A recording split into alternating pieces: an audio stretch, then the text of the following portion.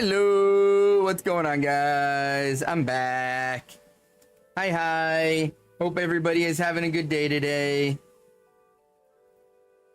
We're back with more Shelmet and Emolga shiny hunting, continuing on the quest for these shiny living decks. I'm a little late starting stream tonight. I was trying to record a TikTok and I was having lots of issues recording it. Why didn't that reset properly? That was weird. Did I go to the wrong account by accident? What's up, Julio? Hi, Poke Princess. I'm having issues tonight. I'm struggling with technology. I'm acting my age. It's kind of aggravating, not gonna lie. Having to wash clothes and sheets and smell-free soap. Oh, that's right, yeah. You were telling me about that last night. How's the scent-free stuff treating you? You missing the scents that you had before already? It's BS. Pat. Life is pain. Life is pain, Jerry. Existence is pain to a me-seeks. But yeah, I was trying to record a TikTok, and first, even though all my settings showed they were correct, OBS wouldn't record the voice audio. So I was getting no audio in the recording. So then I finally got it to record my voice, and it picked up my keyboard clicking the entire video. So now I have to record it for the 5th fucking time. And I was like, God damn it, I'm just gonna start streaming. I'll deal with this later. Because your sheets weren't changed yet. Well, I mean, hopefully soon. Why do you hate me, Pat? What did I do? Hey, Mr. Basics, look at me!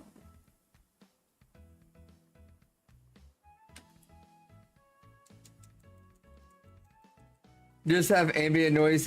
Can I do that? I don't know if I can do that. I'm not that good at editing.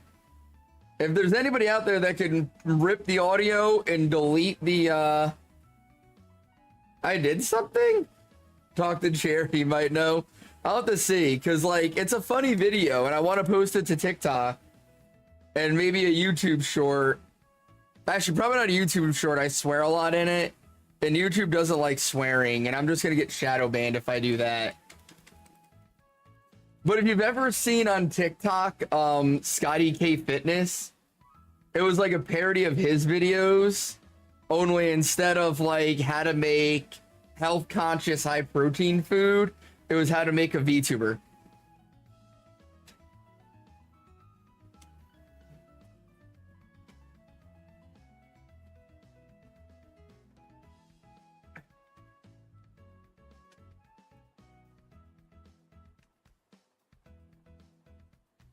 But you just hear my keyboard clicking the entire video and I'm like, fuck!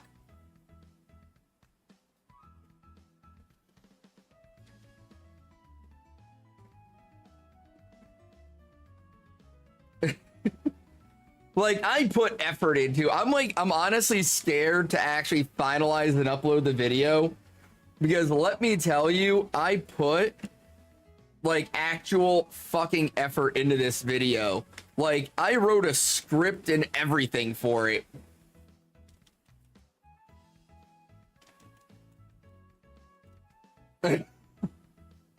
Like, I really fucking tried here.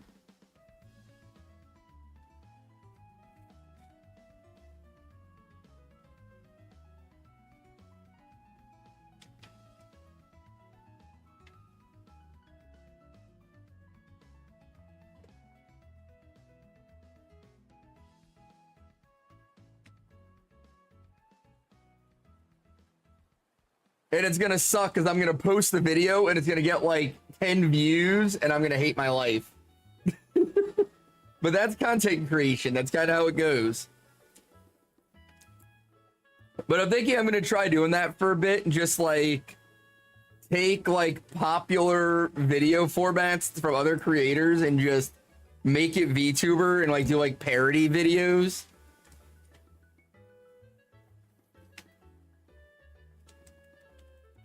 Like, do one in the style of the Fat Electrician and have it be like the most gangster VTuber of all time and shit like that.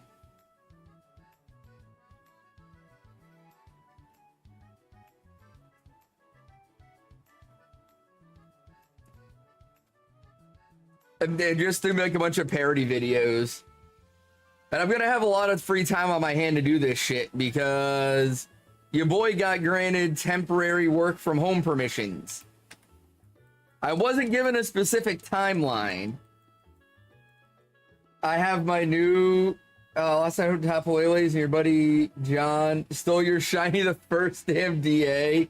Ah, damn, Poke. I know I was watching for a bit. I was lurking while I was doing other stuff. And I saw you were doing Lele and Doughblade. I didn't see your buddy stole it though. And that's not even an Arthur thing. That's a Squid thing, Poke. Squid has done DAs with me and gotten the shiny within like 3 on multiple occasions.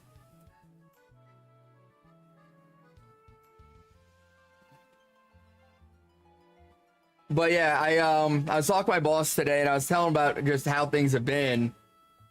And he was like, yeah, none of that's good. He's like, what do you want to do? Do you want to just like see if you can get medical leave? Or I was like, well, I really can't afford medical leave.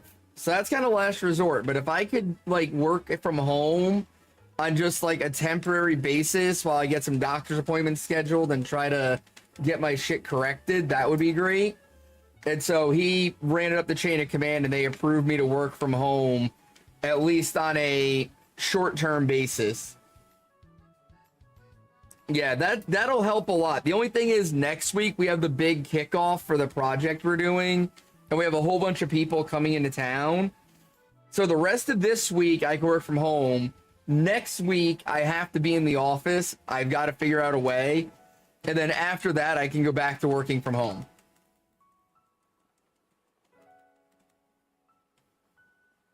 So I figure it'll help me. It should lower my stress a bit.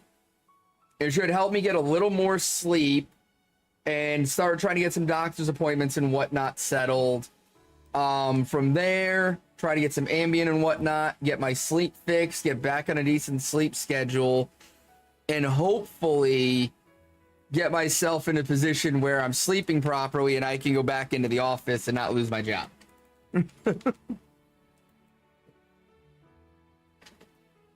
Because, like, I want to lose my job, and not for, like, another year, like a year and a half. I need to make it in this job. I can't afford to lose the income just yet.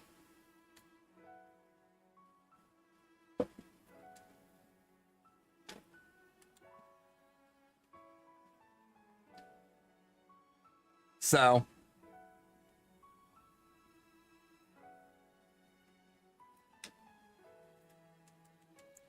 But it'll be nice because while I'm working from home, I'm going to try to like do more actual content creation, you know, not just streaming, but actually try to like, you know, record some TikToks, edit my streams down to YouTube video highlights, shit like that.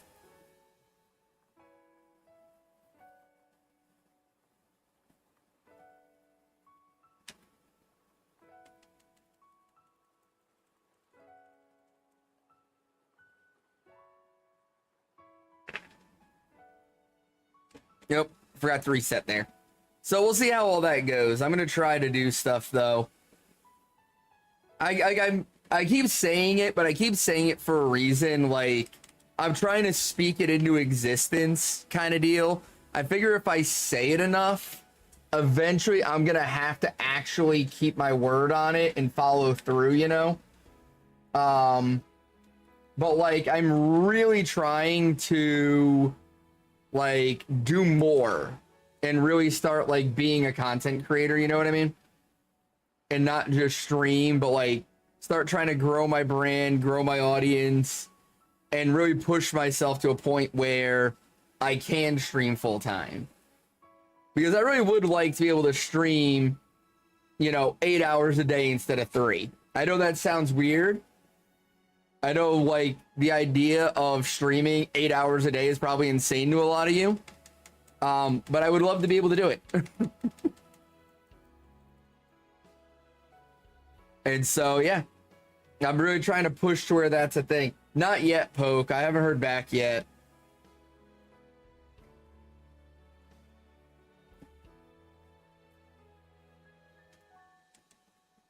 I feel like there was a system error or something, because I feel like this happened to a bunch of people and not just me. As much as it sucks to say that.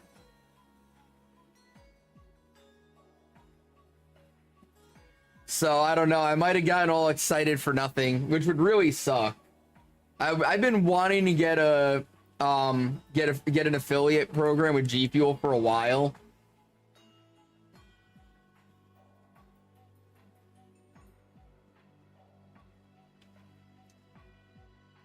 And so if I end up hearing back like, oh, that was a mistake, you shouldn't have gotten that, I'm going to be kind of upset.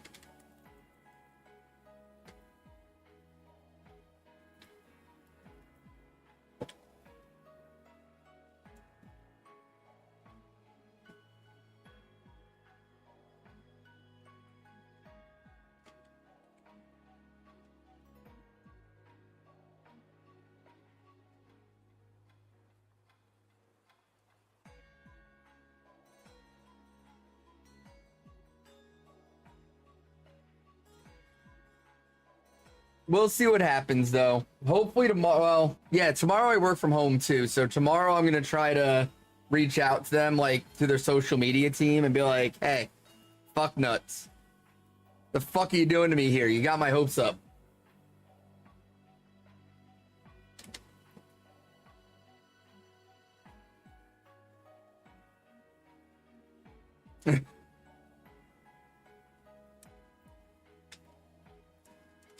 But, you know, we'll have to wait and see how that goes.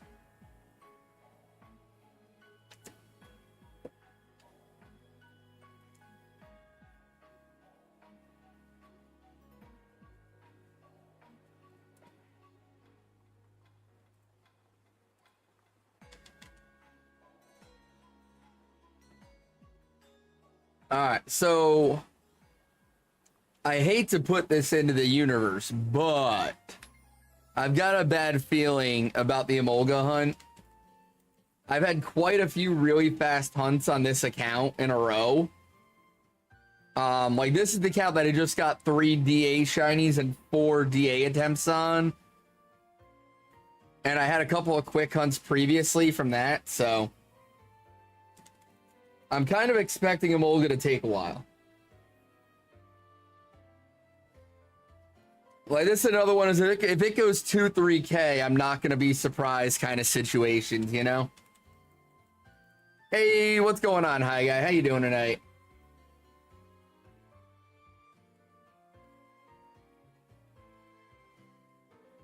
But I gotta see, I'll probably try to re-record my video tomorrow morning. I was trying to get it recorded so I could post it tonight. Because I feel like when you're, you know, putting out VTuber bait, the nighttime is the best time to do it. They're coming along, hi. They're coming along. We're grinding away. We're 400 away from odds on the Shelmet, so we should get pretty damn close to odds tonight if we don't get the shiny.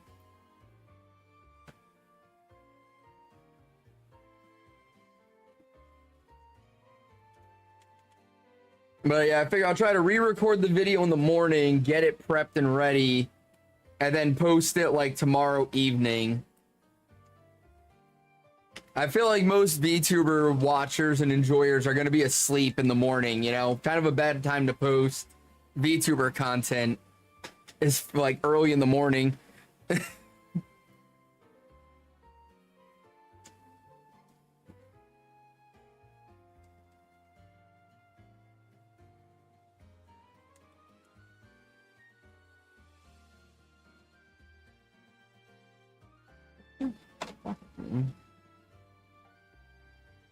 I keep feeling like something's crawling on me and nothing's there. and it's really tripping me out. I don't know, like maybe the sleep deprivation has caused me to start hallucinating. Like, is that a thing? Is that possible? Hey, Lex, what's going on, buddy? Good to see you tonight. Always great to have you in the chat, Lex. Hope things are going well for you.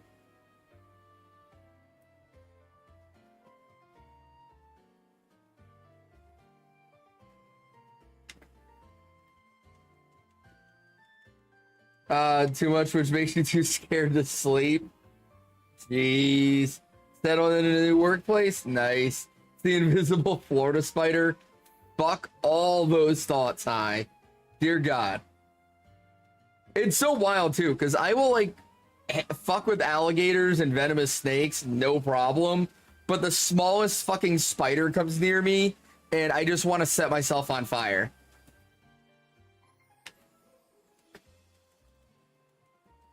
I'm really dumb.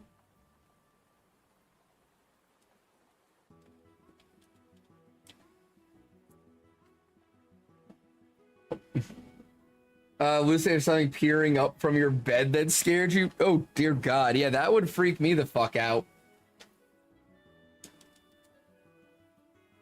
You don't want spidey senses?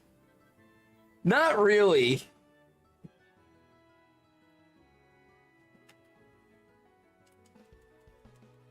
At one point, you felt a beetle crawling up your arm and that scared you awake? Oh, God. Like, the beetle wouldn't bother me as much as a spider. I would just freak out that there was something crawling on me and that it was a spider, and then I'd see the beetle and be okay. So, Poke, on the website it says that, but the official G Fuel account made a tweet the other day saying that they were accepting affiliate applications.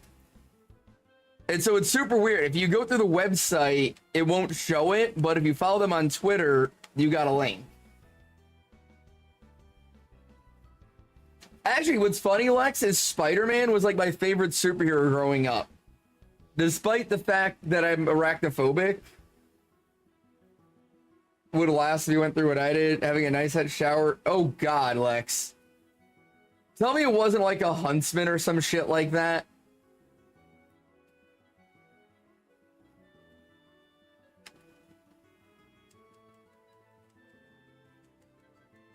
Oh, God. Yeah. Ugh. Oh.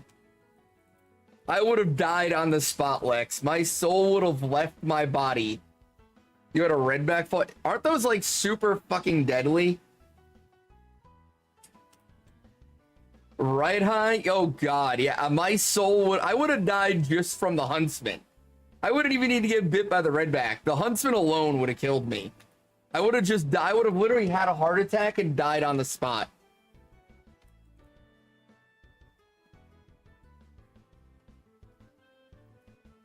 I felt something running on my head. Yeah. Dear God. Yeah. Fuck all of that. I'm gonna be having fucking nightmares tonight now, Lex. Actually, no, I won't. See, this is one of the few times I'm glad I can't sleep, and that when I do, I don't sleep long enough to dream. Because if I actually slept long enough to have a dream tonight, I would have a fucking nightmare every single time. You grabbed the towel and a huntsman fell out? Oh my God. Ugh, I couldn't, like... My father-in-law wants to do a trip to Australia, and I would love to do it. I want to go to Australia. I really want to see it, but literally just like the concept of huntsman spiders makes me not want to go there. Because if I see a huntsman spider, I'm literally going straight to the airport and flying home. Light the house on fire, I'm sure there's insurance. A webbing journey, multiplayer game. Oh, yeah, that's right. Yeah, Lex, you did tell me about that. Go scorched earth on it. Facts.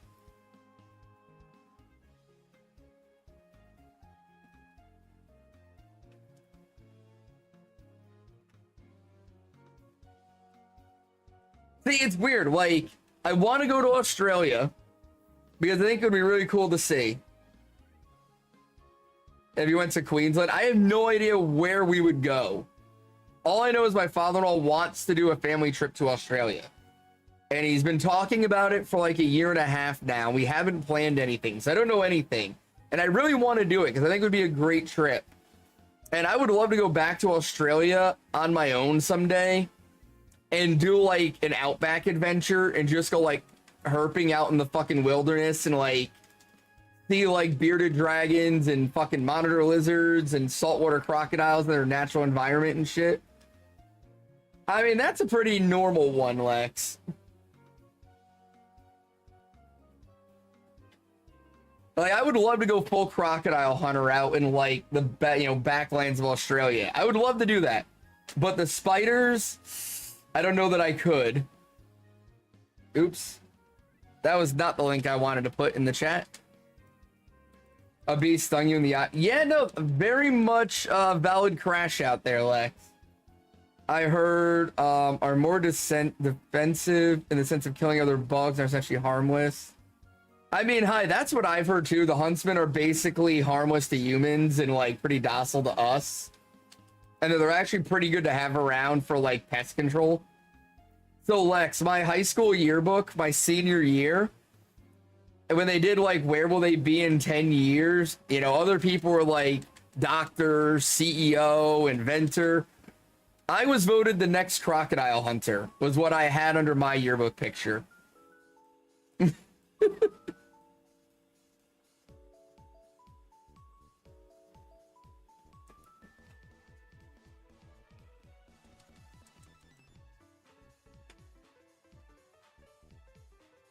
But I definitely want to visit Australia Zoo sometime. I would love to do that trip. There's a couple of things I'd like to see. Oh, we have those here. I haven't seen one of those in forever though. Gotta find and get revenge on that stingray. You've been there a few times? Nice, Lex. I would love to go. Your favorite amusement park is dying. Why is it, why is it dying, Lex? Just nobody's going anymore? Or did like the quality and shit slip and it get all fucked up?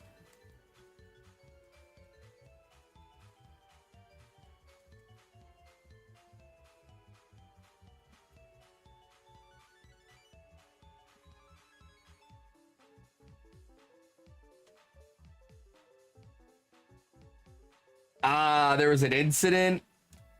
Yeah, that would definitely make people wary of going if something bad happened.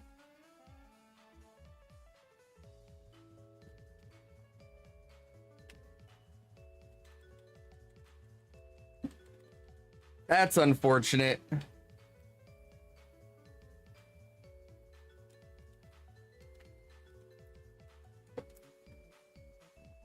The ride had a malfunction where a boat flipped. Oh god.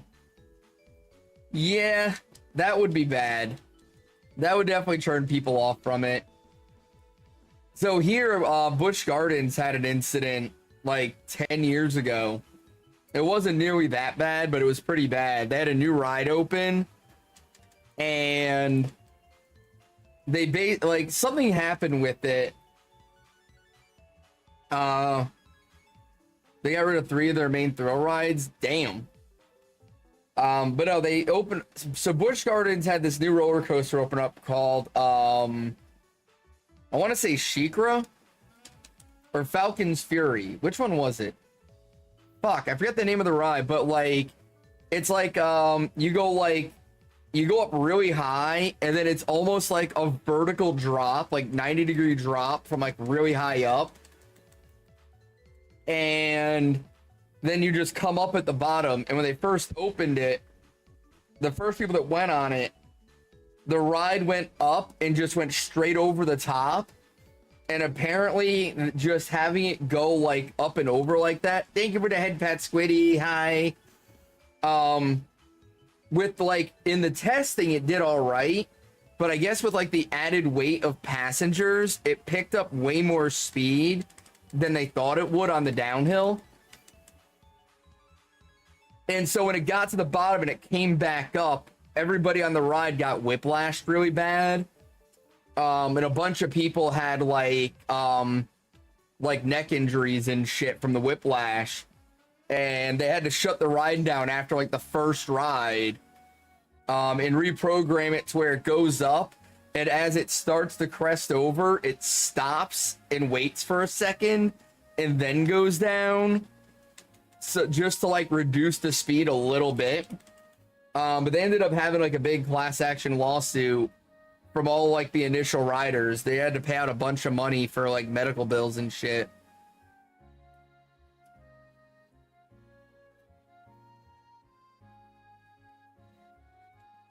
And I was like, and that's why I don't go on roller coasters, because shit like that happens. Then there was a time the ride malfunctioned at the top and it wouldn't release to go down.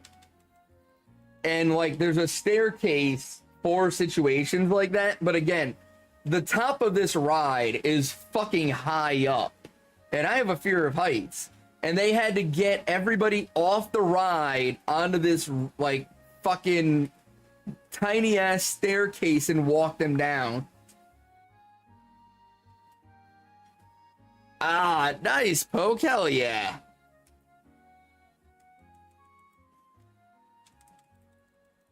Dude, Lex, anybody that doesn't have the phobia you do is always gonna be like, meh, you're just being silly. That's always how it goes. It was just it was just another normal day in Pokemon Land. Everything was normal. But then the Porygon 2s attacked, and a lot of my Pokemon tried to defeat the leader. And it was looking bad, but then a hero rises up from the ashes. You feeling all right over there, Boots? You said a haunted houses ever since the incident where one caught fire and burned down. Dear God. That seems like some safety measures were overlooked.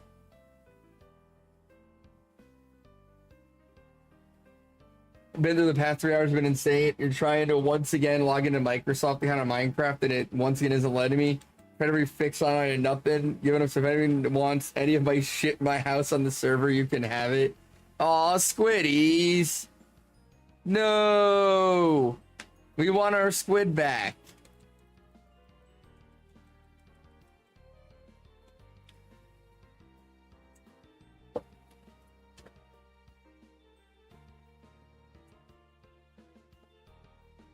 We want our squid.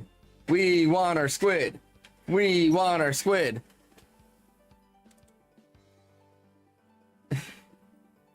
Yeah, you want to tell a story about the Porygon 2s appearing around the game? I figured that's what you were doing. I figured as much. I'll be doing better when I get my squid back. I want food. I had baked flounder with chickpeas and roasted carrots tonight.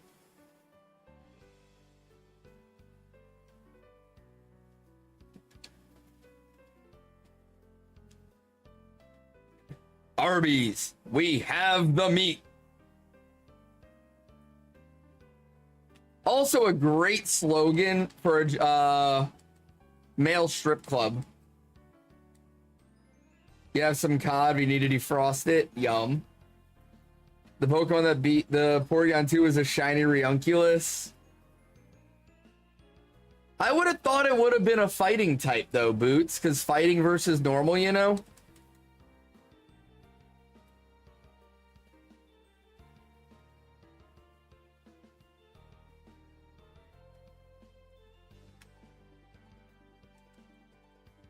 It has Psychic. I mean, I guess that works. In my mind, I thought you were going with a fighter. You lost your Nuzlocke, 6 XP away from Magikarp learning Tackle. Damn, Drex. That sucks. Did you just call Reunculus? Yes, I call it Reunculus.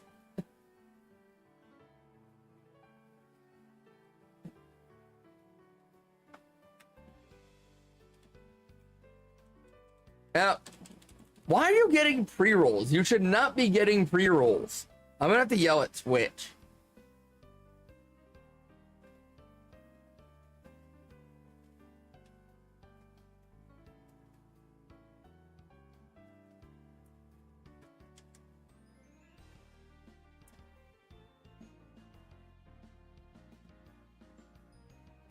Twitch back on their bullshit, man. I swear. This is why I need YouTube to pick up. I need to get to where I can move from Twitch to YouTube, so I don't have to deal with their shit anymore. Tangela Tangeli? What? Interesting ass name. Also, now I have the thought of making jelly out of Tangela in my head, and I don't like it.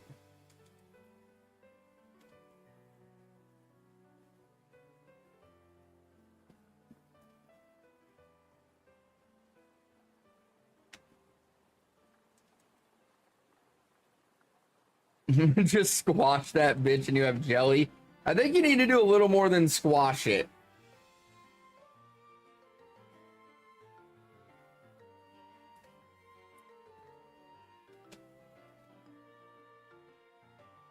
Calm mind, acid armor, recover, stored power. Not a bad move list, Boots. Personally, I would have gone with a shiny Como though. With Dragon Dance and fuck, I try to remember what fighting moves they can have. That would have been my choice to battle an army of Porygons with.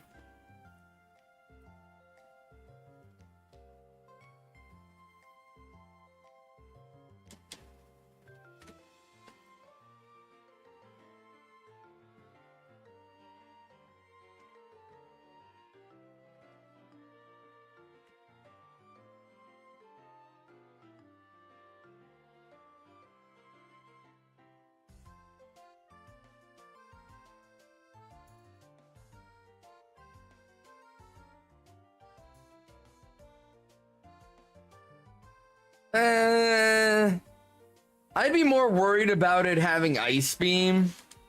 That would be more my concern.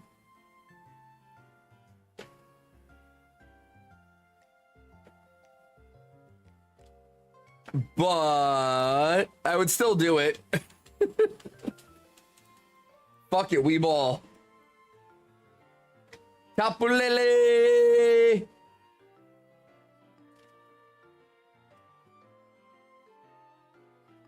Tapulele!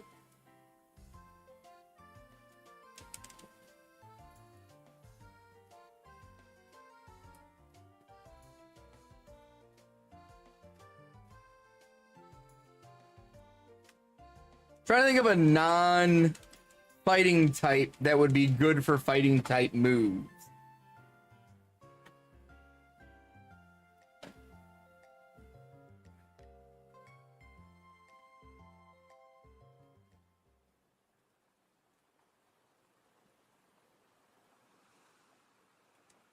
Hey, thank you for the lure, Chimera. Much appreciated, buddy.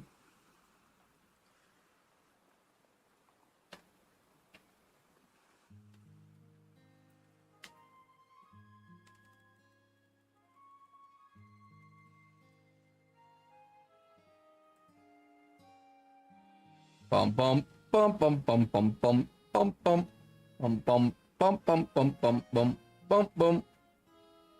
Also, can you guys hear the music? Annihilate would be a good choice. Yeah, well, yeah, it would, because it'd be ghost fighting. So Annihilate would be a good choice.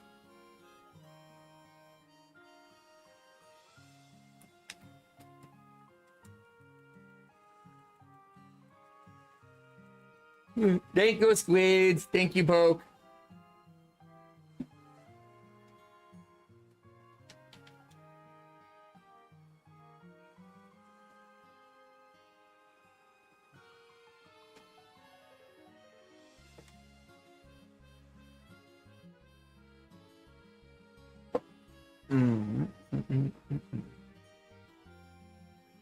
The fish would allow it to get attack boost without it using drain punch.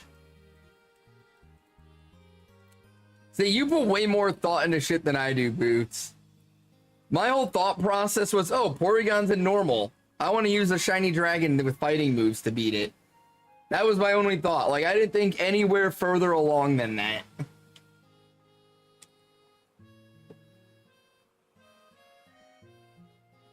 DAs with charm is one in 100, Poke.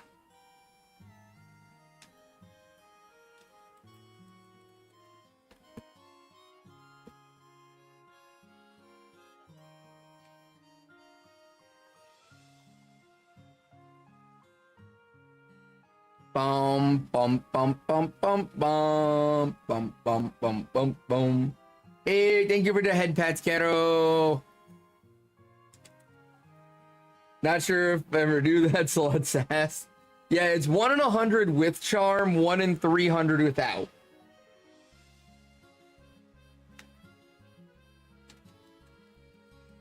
How you doing, Caro?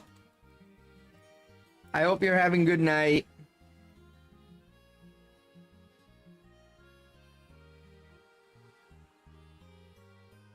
Slanded in the chat.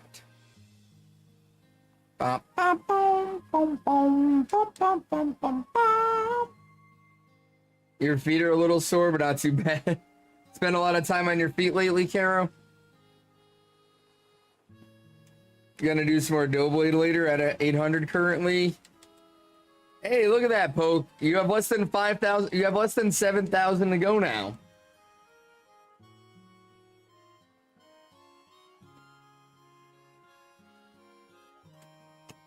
Ah, gotcha.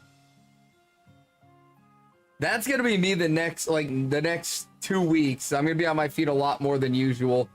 Exactly what I said. As long as we're on the same page, right? Try to be optimistic.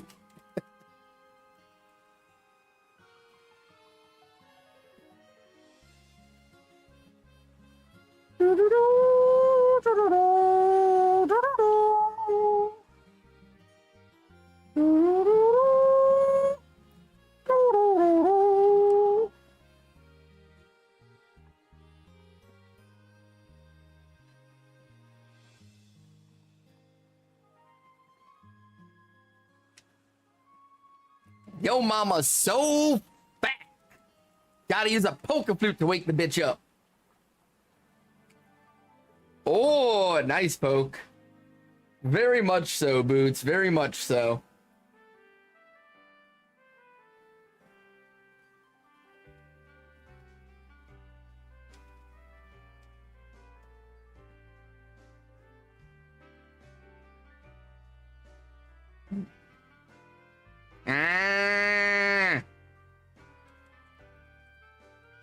Ah, nice, Caro. You got a nice little vacation coming up.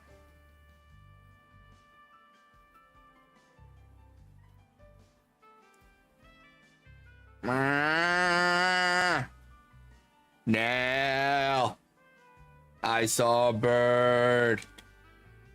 It was pretty. That is all.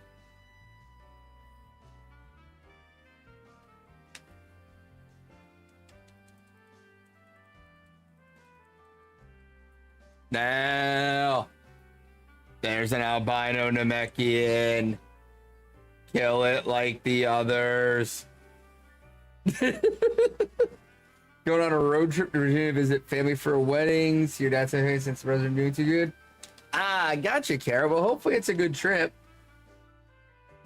You haven't seen Dragon Ball Z Abridged, Squiddy?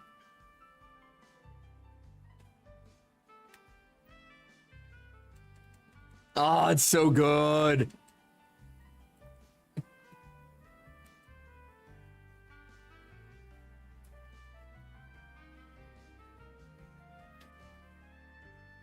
Look, Vegeta. He's like the Raditz of their people. Ah, I've broken it, Vegeta. Must have made us something weak, like paper mache.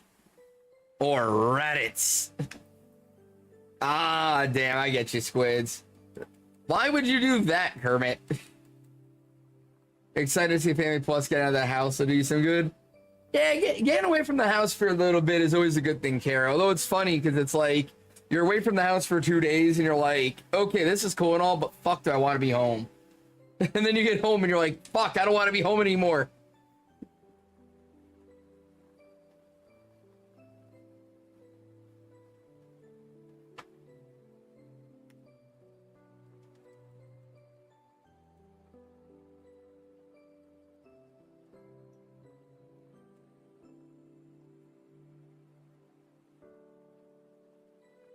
Playing Switch Sports, golf on the map of the islands. You one shot. You shot from one island to the one with the hole. If someone got in the hole, and got a chip in an eagle. Nice boots. Curb the worm.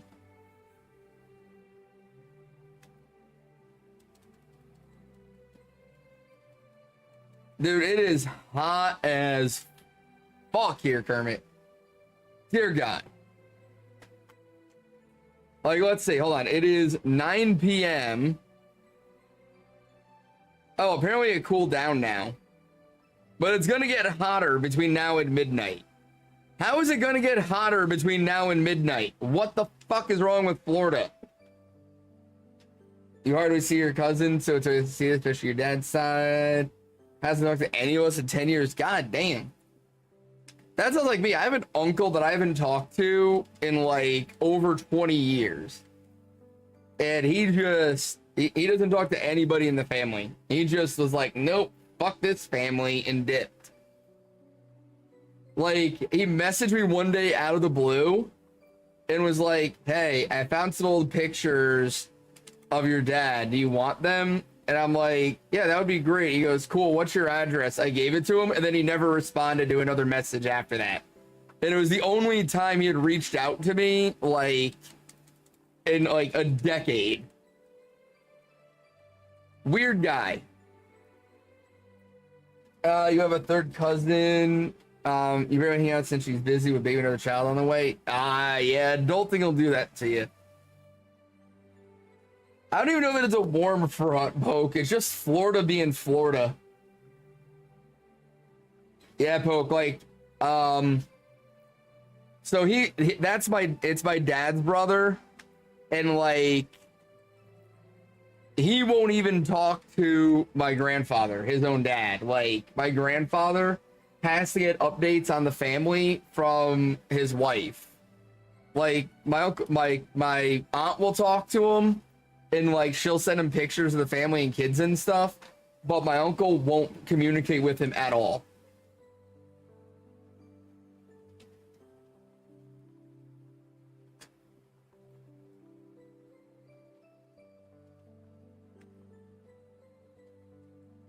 Oh, damn, Carrie, yeah.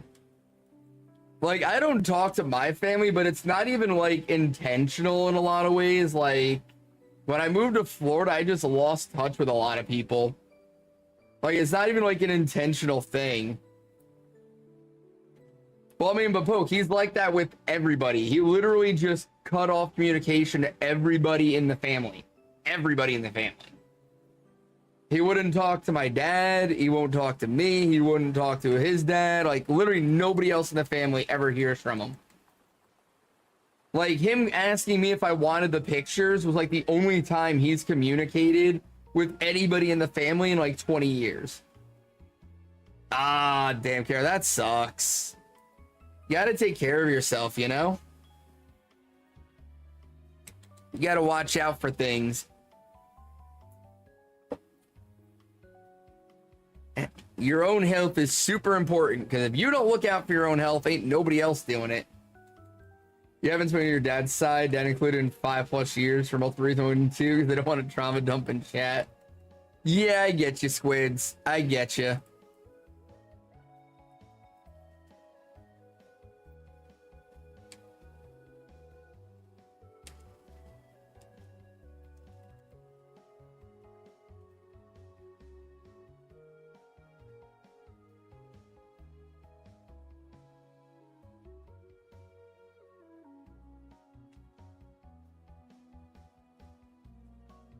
I know, I hadn't really talked to my dad a lot before he passed away, and like, my brother was kind of upset with me about it at first, because he was kind of like, you know, oh, you could have helped him, you were here in Florida with him, and blah blah blah. And I was like, dude, I fucking tried to help him. He would not. You couldn't help him. Like, he wouldn't be helped. I don't know what to tell you. And he was like, oh, wait, what? And I like told him everything that happened the last couple years. And he was like, oh, shit, my bad. I guess I was mad at you for nothing. Chinese is almost here. Oh, food. I was like, hang on. You can just order Chinese people through the mail again? What the fuck?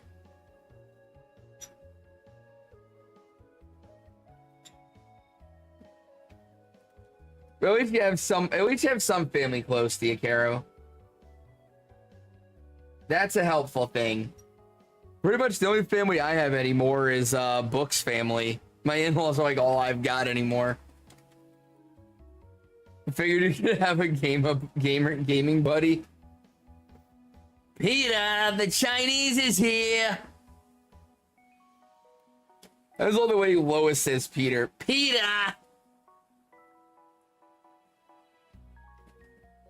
Be likey bouncy, be likey bouncy. Stop it, Lois, you're a big girl now.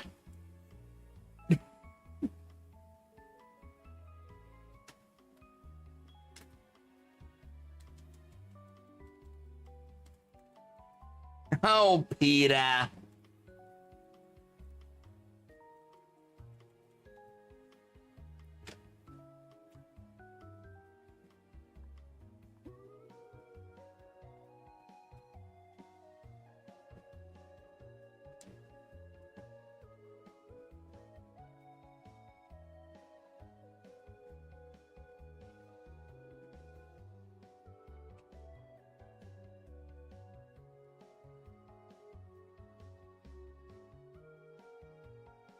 Oh, missed my reset point. Why did it trigger Porygon twice to evolve into its final form? Because Pokemon, that's why. I don't know, Lois, I'm scared. Dude, the Family Guy Star Wars parodies were so good.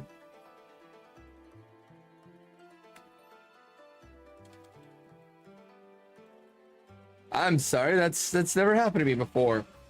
The 5 seconds of sex or the 30 minutes of crying? Both, I guess.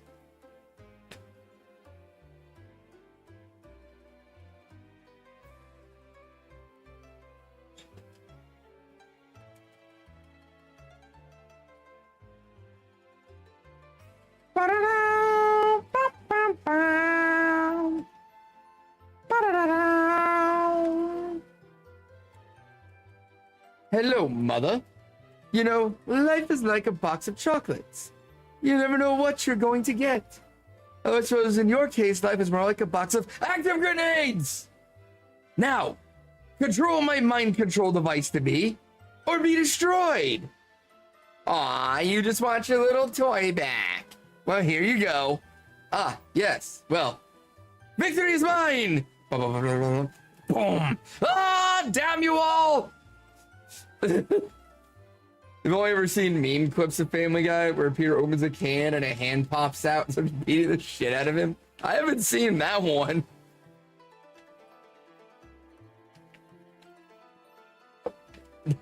What's up, Jordan? Peter, the horse is here.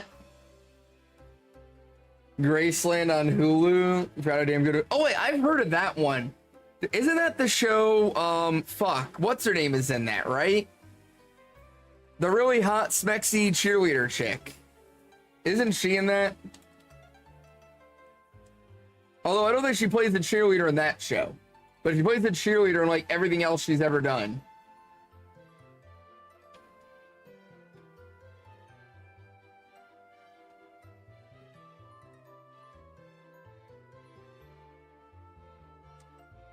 I don't know what you're talking. God damn it, now I need to Google this shit. I need to see if that's the show I'm thinking about.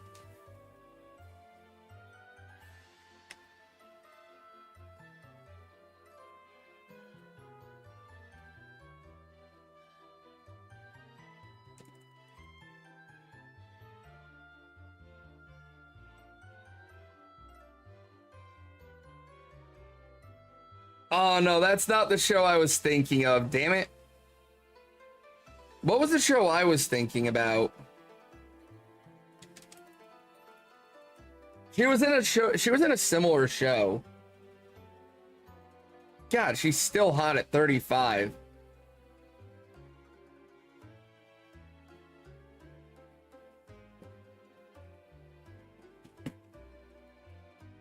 Arthur's just getting his porno confused. It's about FBI customs and DEA agents all living in one house solving cases. Ooh, interesting.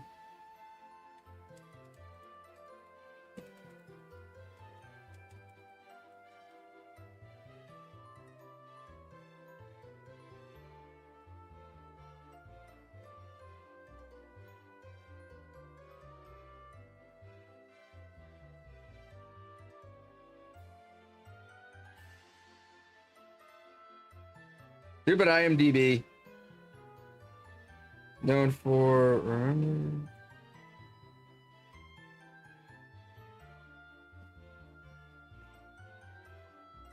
Oh, Nashville. Nashville was the show I was thinking of. Nashville. You made it for the first time since Aaron was in it, but you kept going since the story had you hooked. I've had shows like that where I just watch it because one person's in it. Rewatching Criminal, I can't believe that I was resistant to watching it. Dude, Criminal Minds was so good. But I was thinking of the show Nashville. Nashville, Graceland, same thing. But no, the actress I was thinking of was Hayden Panettiere.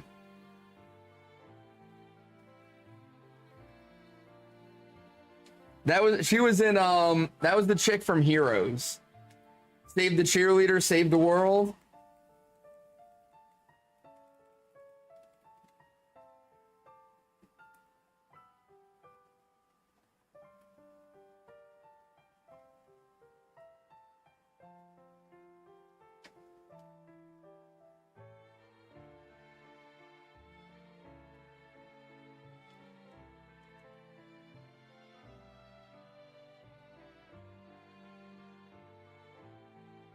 It's on Paramount Plus, and they're still making seasons with some of the original old actors. I think they're doing their final season now. Ooh, nice.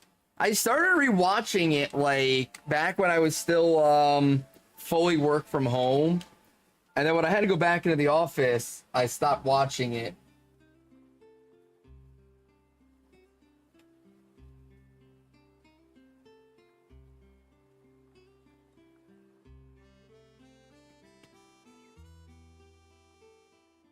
But yeah, that Hayden chick is smexy. Let me tell you what. Very smexy.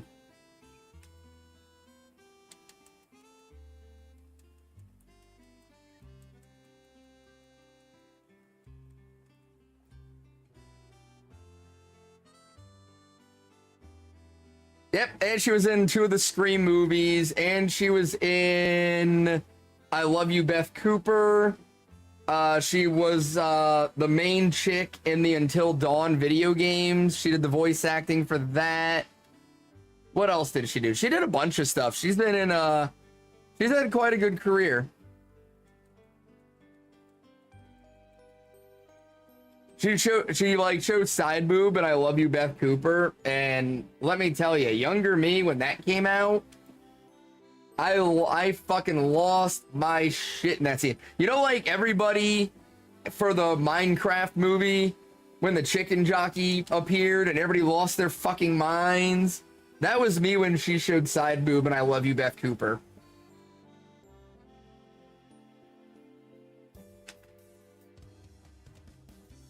You're so excited for the Until Dawn movie to come out. I know it's not going to be like the game at all, but you're still excited. I haven't seen it either, Carol, but I've seen like the clips of people in the movie theater and the entire movie theater losing their fucking mind over the chicken jockey.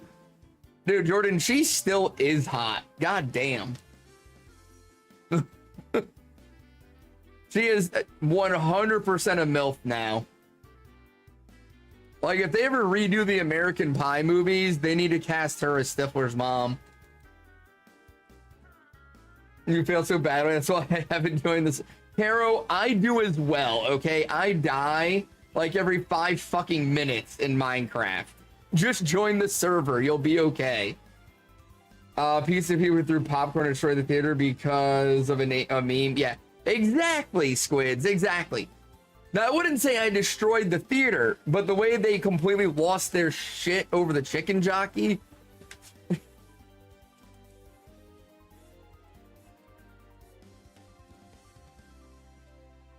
Damn it, now I want to pull up this clip from Heroes to show you guys, because it's what got me hooked on the show. Want to get your gaming career figured out again? It's been a while since you've used it. Gotcha, Caro. But hey, if you ever want to join the Minecraft server, feel free. Like, there's a couple people in there that, like, know what they're doing, but there's also me, and I definitely do not.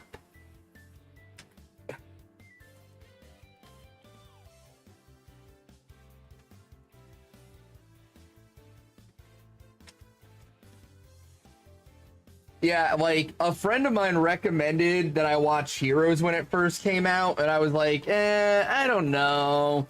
And I watched the first episode, and there was one scene with her in it that I was like, all right, I'm hooked. I like this show.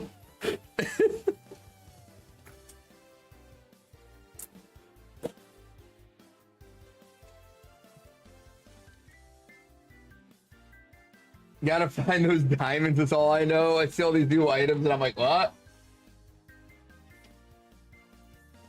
Fair point, Dragon, fair point. I'm not exactly known for knowing what the fuck I'm doing. I kind of just go with the flow, and whatever happens, happens. There's usually not a plan or a thought process involved.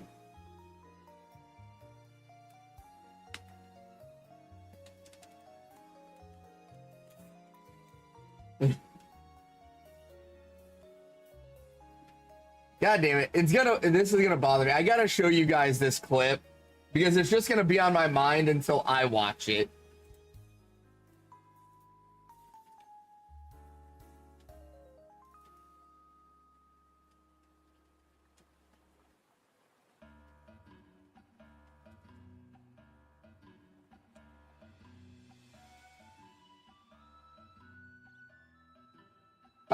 I do not, Dragon.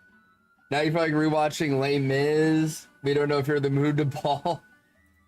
Alright, hang on. Let me mute the music real quick.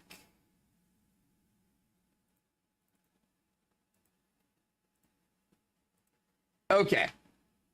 That is way too big. Hang on.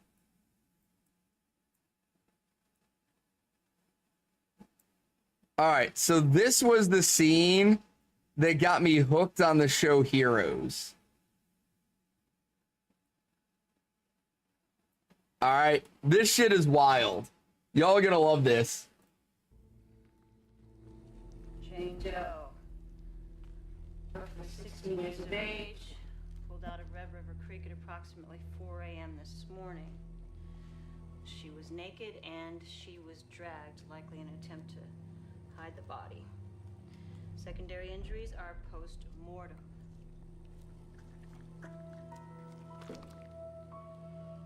Base of skull was punctured by a broken tree branch. Appears to be victim of homicide, possibly accidental.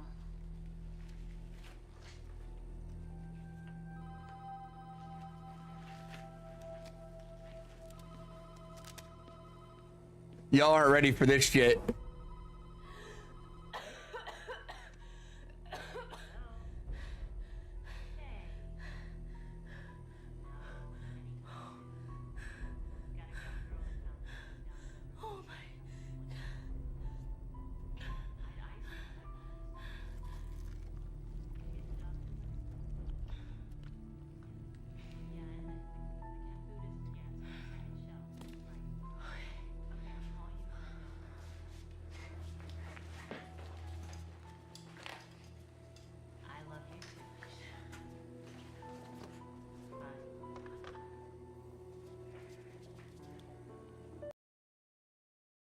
So yeah, that was the scene from Heroes that made me fall in love with the show.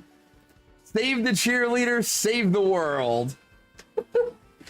Right, Squid? So if you haven't seen Heroes, basic premise is people in our world have started developing superpowers, right? So think like My Hero Academia, but 20 years ago, and not anime.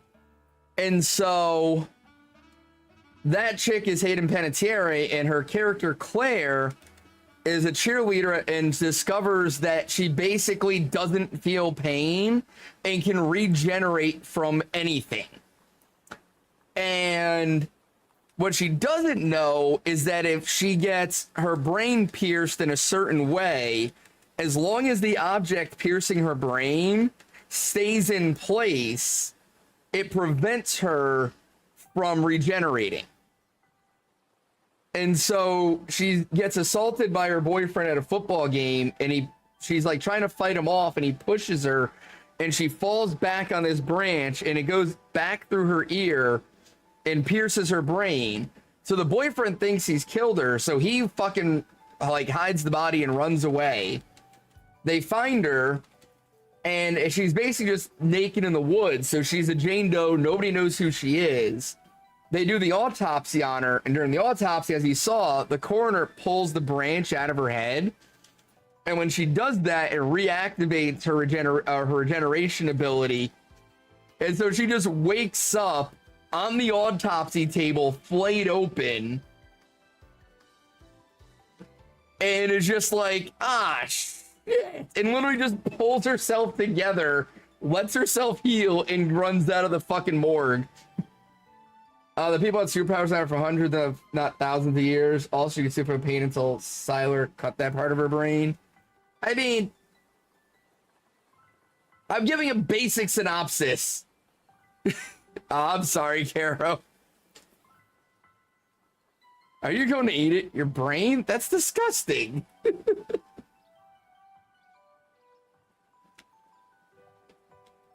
But no, it was a really good show. But that scene there, when I first saw it, I was like, I fucking love this show.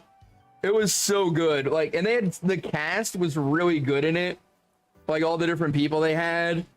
And the main bad guy was so twisted.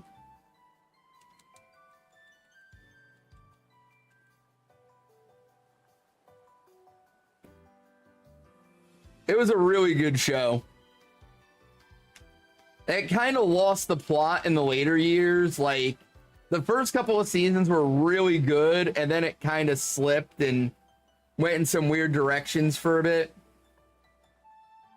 But it was basically like the whole premise was that there was this evil guy that could like steal other people's abilities. And there was another guy that saw visions of the future and basically figured out that if the evil guy managed to get Claire's regeneration abilities, it would basically make him immortal and it would lead to the end of the world. And so like everybody in the whole series is like trying to save Claire from this evil guy. And so the tagline of the show was heroes, save the cheerleaders, save the world.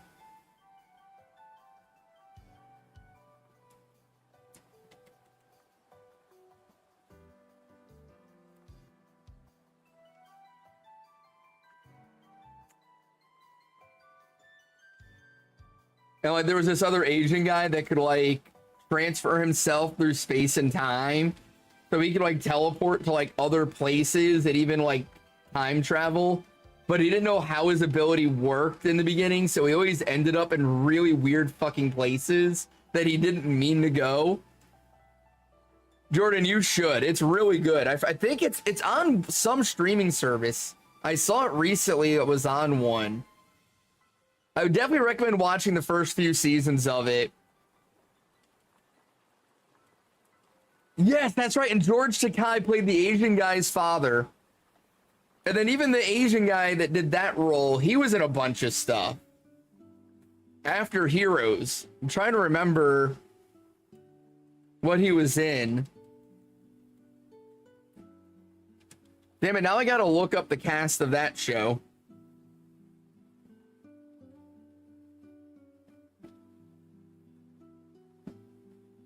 That's right. So Ali Larder was in it. Masaoka was the Asian guy. He's been in a bunch of stuff. Kristen Bell was in it. Stan Lee was in parts of it. Fucking...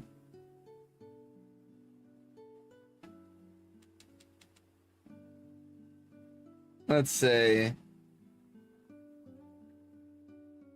Yeah, George Takei.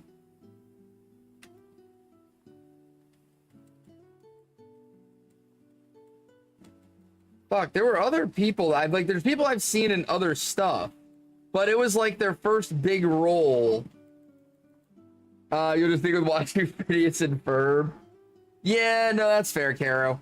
It was a TV series. Like, it was on like NBC. So it's very, very mild gore, but there are some, you know, extra scenes. I'll watch both. Okay, so the Asian guy, he was in other stuff. What the fuck was he in?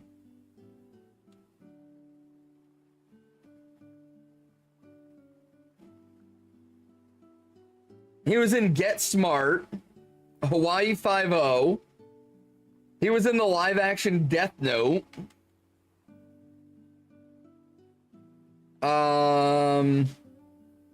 Mega Man, Along Came Polly, Balls of Fury, Goldmember,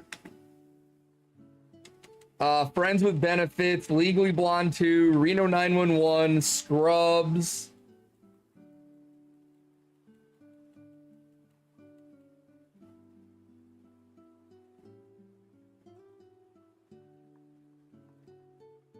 He was in a lot of shit. Noibet in the chat. You can handle Law and Order, but not much beyond that. I get you. We all have our limits. A full rated R, no hiding gore, bloody version of Jurassic Park. That would be a little excessive, but I'm kind of with you, Squids. Oh, all good, Dragon. But yeah, no, yeah, that more for you. But yeah, that scene made me love Heroes, and just like the acting in that scene, because like she was like early 20s, if that, for that scene, and just her acting in like that first episode, especially that scene, like just the disgust and horror on her face when she wakes up. I was like, this chick is awesome. And I started like watching everything I could find her in. And she was very much also that kind of like younger, like, you know, late teens, early 20s Lindsay Lohan, where she was like not the Hollywood standard, you know what I mean? Like where she still had like a little bit of meat on her. She wasn't like that super skinny twig actress that Hollywood loves to push.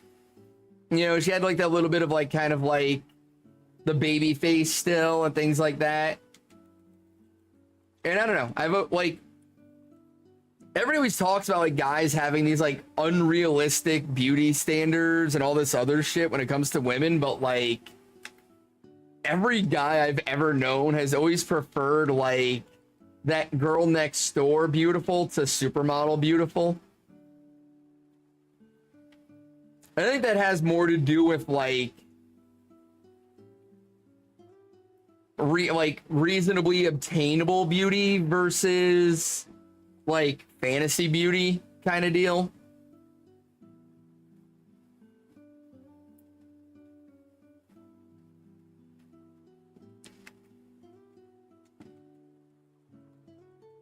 So I always laugh when people bring that shit up, like, man, guys, man. It's like, no.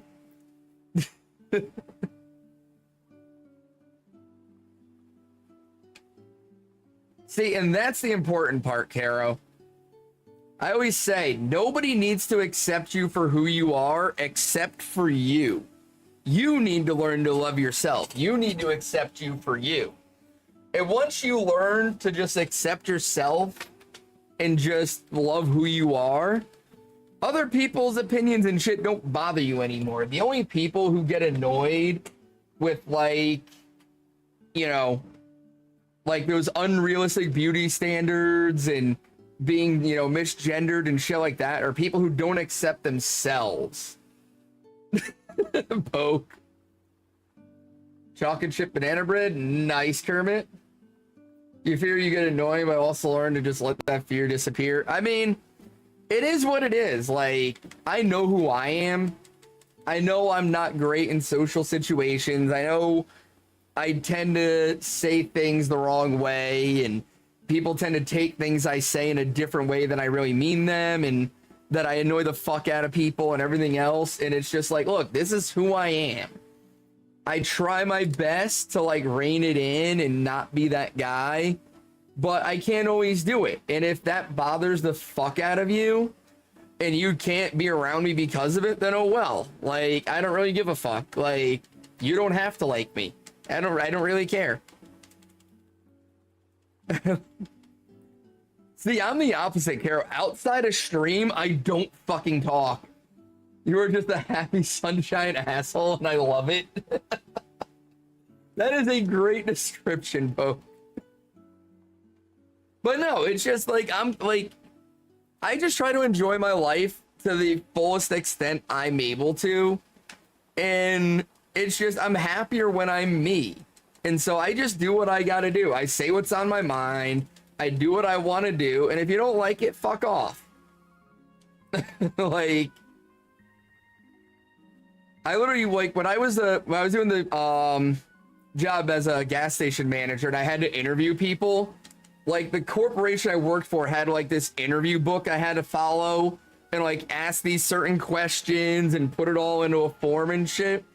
And so I would do that. I would do their standard interview. And then at the end of the interview, I would tell people straight up, like, look, I'm just going to tell you now, I can be an asshole. I don't hold back. I say what I mean. If I say something, you don't need to read deeper into it. I mean exactly what I'm saying to you. If you're doing a good job, I will tell you you're doing a good job. If you fuck up, I will tell you you fucked up. That is it. If you're doing bad, I will tell you so. If you're doing good, I will tell you so. You don't need to read between the lines or any of that with me. I don't put sugar in my coffee. I'm not going to put it on my words. So if you can't handle that, do not accept this job if you get offered it. Only accept a job offer if you can handle that type of boss. And people would like literally think I was joking. I'd have people like accept the position and then like they'd start and they'd be like, oh wow, like I didn't really think you were serious when you said all that. And I'm like, no, like I said it for a reason. You're a polite asshole. I'm a dick but nice about it. Asshole syndrome. But like I'd hire people and they'd like quit because I was too much of a dick. And I'm like, I fucking told you I was a dick. Like, why are you surprised by this? I was very straight up. I told you, don't translate what I say. I mean exactly what I'm telling you. What made you think I was saying something different? Now, I will say the majority of the people that I hired and that worked for me absolutely loved working for me. And they all said the same thing. They didn't need to guess. With every other boss they ever had, they never knew where they stood. They were always like worried about, am I doing a good job? Or, you know, what's going on here? Like, does my boss like me? Blah, blah, blah. Like, but I was the first boss they had where they always knew where they stood. And they loved that. And the other thing they loved was it didn't matter whether I liked you or not. I had people where we fucking hated each other, but we worked great together. There was no chance in hell we were hanging out outside of work. But as a boss-employee relationship, it was perfect because we might not have liked each other on a personal level, but they did a good job and I rewarded them for doing a good job regardless of how I felt about them. And on the flip side, it didn't matter how much I liked you. If you fucked up, I'd write you up and fire your ass. You know, if you weren't doing your job, you got your hours cut. It didn't matter what I thought of you. And that was the other thing people liked was like, hey, he's a dick, but that's like his best fucking friend. And he's completely shitting on them nonstop for not doing a good job. I know for a fact he fucking hates me, but I'm getting 40 hours in a promotion. Neurotypical people think you have to say what you don't mean, but imply what they mean. I've always said, fuck that shit. Well, I mean, it's not even like, yeah, I'd say that is. It's not even like they feel like you have to say it like that, but like, it's more neurotypical people don't want to like, I don't want to even say neurotypical people, but your average person is worried about other people's feelings, right? They don't want to hurt anybody's feelings. They don't want to make anybody upset. They want everybody to be their friend. And so they try to say like what they think is the right thing to say, but they don't say the right thing that the person needs to hear. See, and that's what that was my feeling on it, Poke, was it's like, it's just better that way. Like, I would rather have somebody be honest to me and have it be mean than somebody lie to me to be nice and not tell me the truth. I don't have feelings, so the chances are slim that I'm gonna spare yours. But I don't know, I've always like, you know, another thing I always say, and like Book gets so fucking mad at me when I say this, but I always tell people, if you don't like the truth, change it. Don't get mad at me about it. It's not my fault that that's the truth. You know, if I tell you something and you don't like it, look in the fucking mirror. If you don't like hearing that about yourself, change it. And if you're not willing to change it, then you have no right to be mad about it. You know, people call me an asshole, I just go, I know. Like, I'm not going to get mad. I know I'm an asshole. And I know I'm not going to change it. I'm okay with being an asshole. So why am I going to get mad at somebody for telling the truth? It's fucking stupid.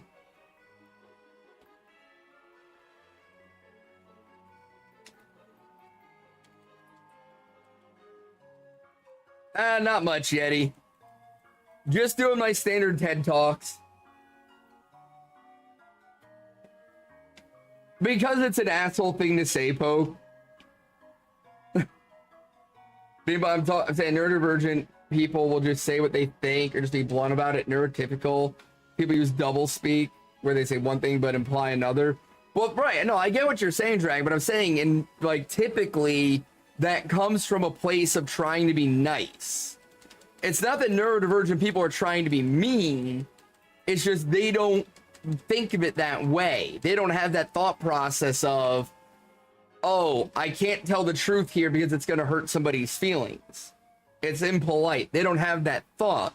Your neurotypical people are like, oh, well, I don't want to be rude, or I don't want to hurt this person's feelings, and so I'm going to use double speak and hope they figure out what I really mean.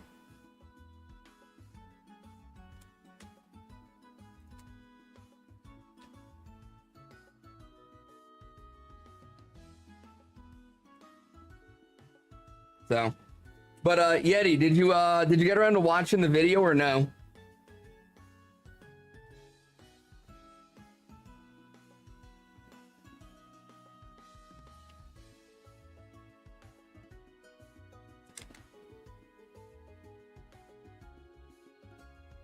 Be kind. People use it to be fake. They didn't know the difference between kind and false. Facts. That is facts. Being false is not being kind at all. One of the most cursed plushies. Oh God. Do I even want to know, Caro? It can't be worse than the long Furby, can it?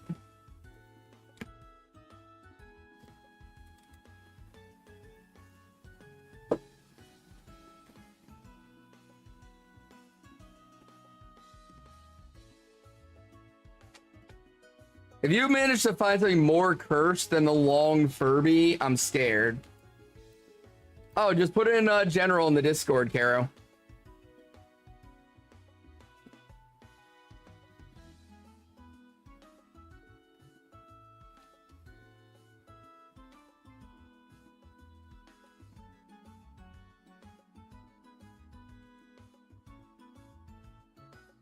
Oh God, I'm scared.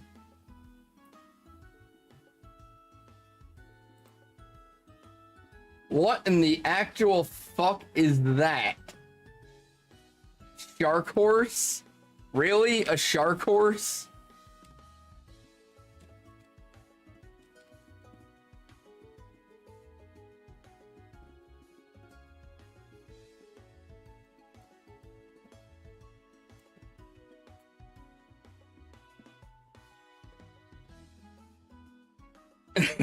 I'm as subtle as a nuke. I feel you on that one, Dragon. Aw. Now I want to give my dog crunchy stuff and see how he reacts.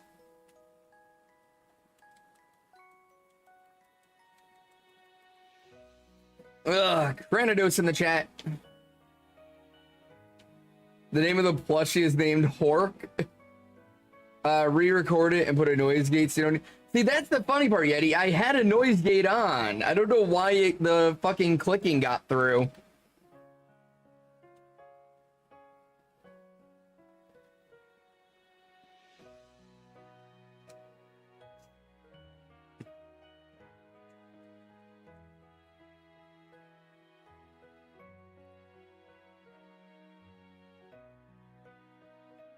If you have one, you are absolutely... I wasn't even slamming it, though. That's the thing. You show me if she's super old, so I just keep her happy now. She'll cross Rainbow Bridge soon. Gotcha. Yeah, no, Book would definitely murder me if I started feeding the dogs fried food.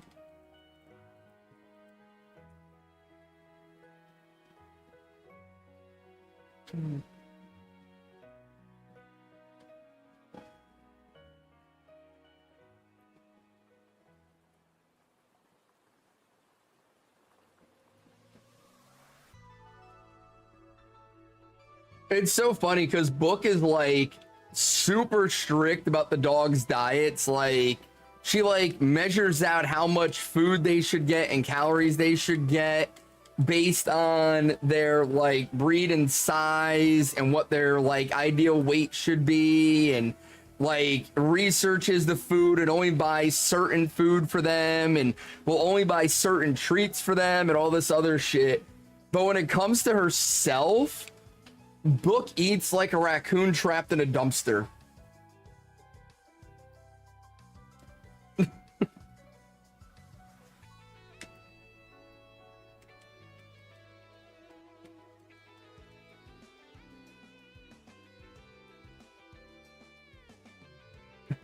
Apparently not, Dragon. That was news to me.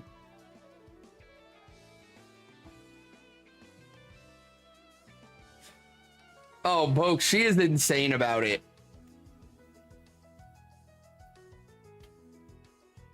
Like, she takes amazing care of them, but... He's not gonna give your dog granola with his breakfast.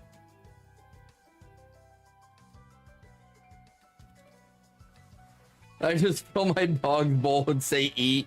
That's what I used to do. Oh no, it's definitely good, but it's just the duality that when it comes to herself, she's the exact opposite.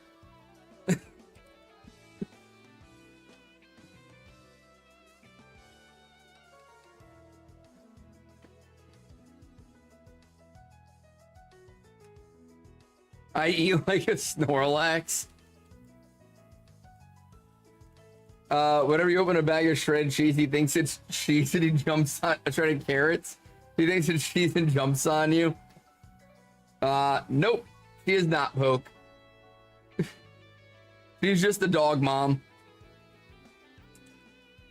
Dude, dogs and cheese. Like, yeah, she's a vet tech, and that's 90% of the problem. So there was one time we were having like a New Year's Eve party at the house, and we had a charcuterie board, and we were all outside, and somebody didn't put the kitchen gate up. And so Loki goes in the kitchen, gets up on the table, eats all the cheese off the charcuterie board, and left all the meat. Didn't touch any of the meat, just ate the cheese.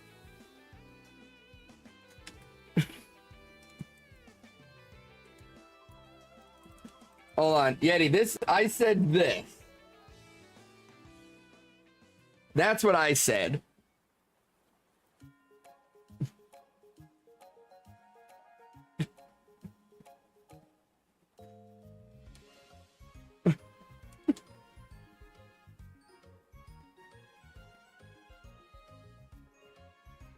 Right, Poke? Like, why did the dog ignore the meat and eat all the cheese? Like, literally ate all the cheese and then fucked off, left the meat.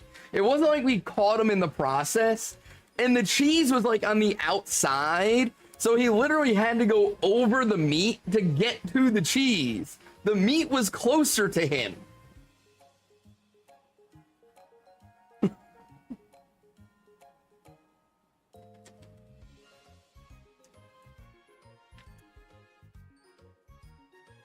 He is a very strange dog. A very strange dog.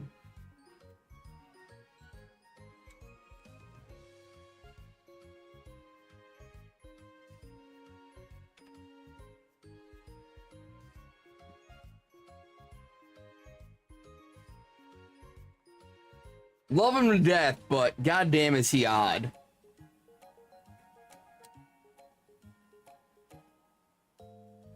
Have you met the dog parents? You mean Loki's like actual like dog parents?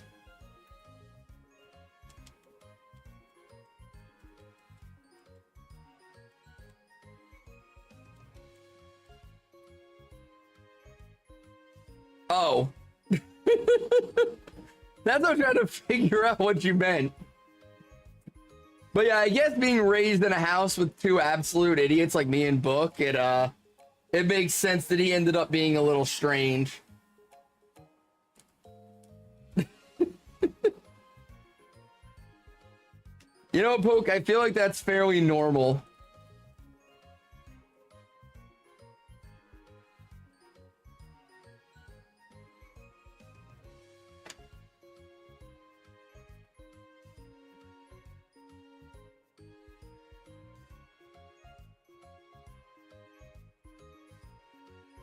Boom, boom, boom. Where's the kiddo's mom?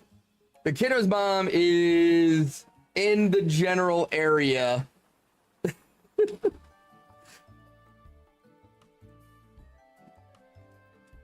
We did a good job. Like, we went our separate ways, but we learned how to co-parent the fuck out of the situation and not let our personal shit affect the kids. So we did a good job.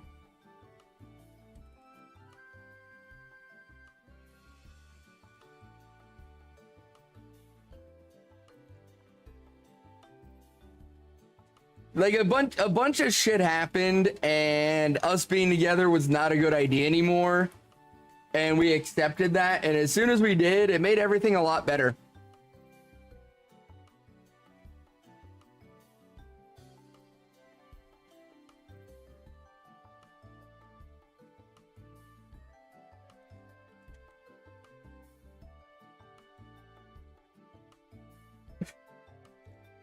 Dragon, I think you're thinking of Mormon.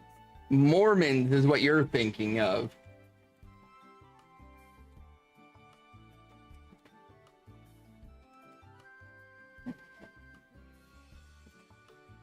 Potato, potato. That was more like tomato, potato.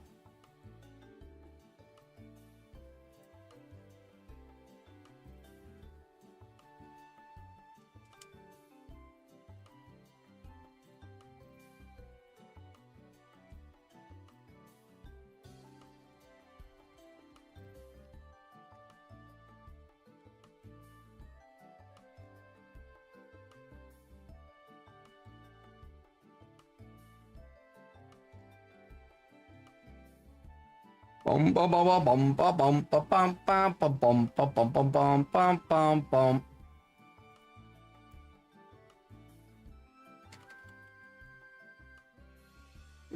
La la da da da la da da da la da da da la da da da la da da da. Well, take a look at my girlfriend. Well, she's the only one I got. The LDS church? What is it? LDS. Oh, Latter-day Saints? Is that what you mean?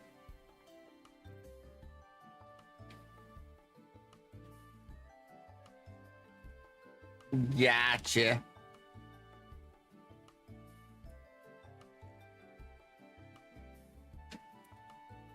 Hi, Fang.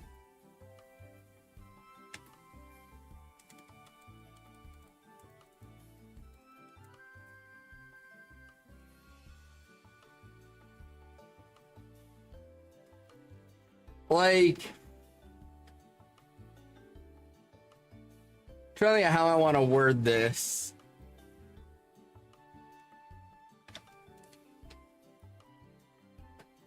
So I don't judge people based on their religion, right? I don't judge people for that. But if you, as a grown adult, become either a Scientologist or a Mormon, I judge the fuck out of you. If you're born into that kind of family and raised that way, I don't judge that, because that wasn't your choice. But when, as an adult capable of critical thinking and logic and such, make that choice, I judge the fuck out of you then.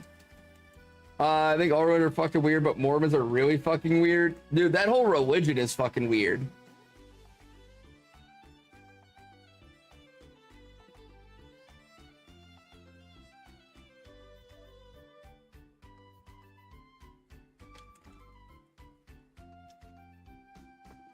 See, I view, to me,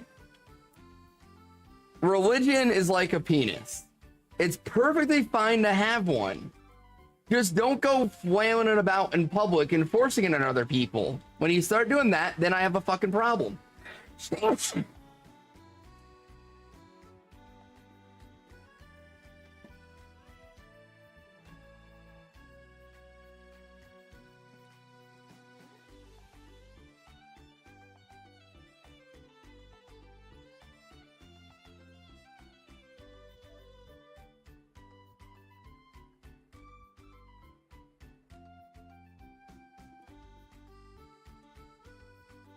That one too, Dragon. Fang grew up as one and her family refused to talk to her, so she got pregnant. What? That's fucking weird. No, you didn't care. You didn't at all. You definitely did not. I'm more talking like knocking on my door at 7 a.m. on a Sunday to ask me if I found Jesus. That's more the kind of shit I'm talking about. Or being out at public events with a bullhorn, screaming about how everybody participating is gonna go to hell. You know, Westboro Baptist Church style people. Yeah. Book just came in. I had to yell at her.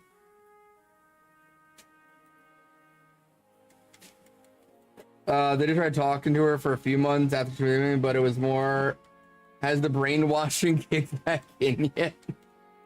Oh my god.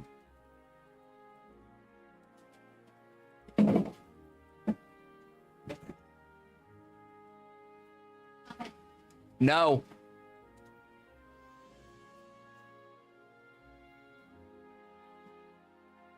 Ba-da-da-da.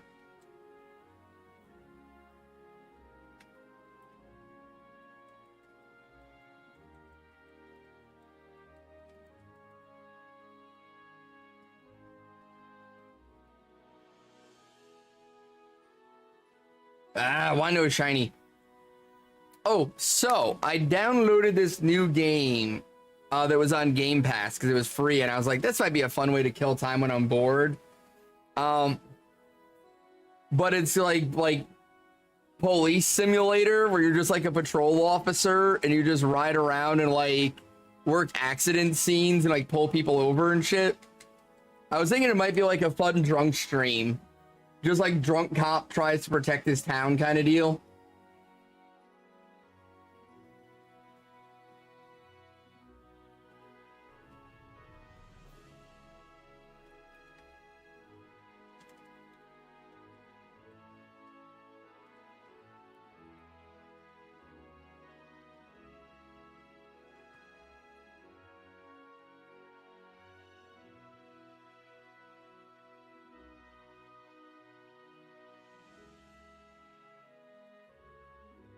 What do y'all think?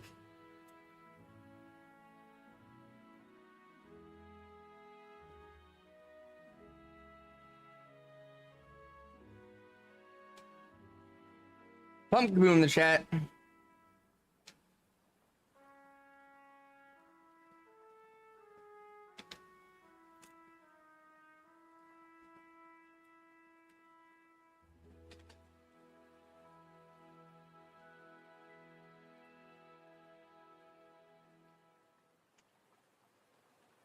I don't know. I just thought it'd be funny to like, oh, I didn't mean to do that. Fuck. That was stupid of me. Kind of forgot what I was doing there.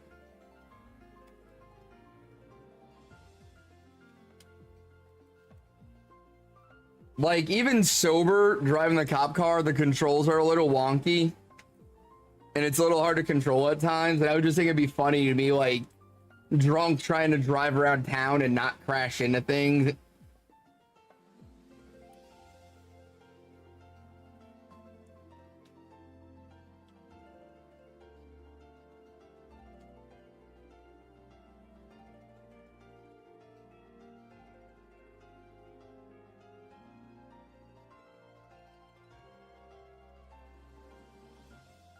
Bum, bum, bum, bum. If I had a stream, you might play speed dating for ghosts. That's what you mentioned that game before. I still need to look into that. That's just such a funny, like, title for a game.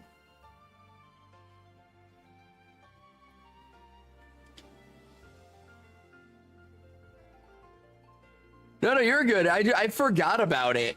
You mentioned it, and I was like, I need to check that out. And then I kept streaming, and I forgot to check it out.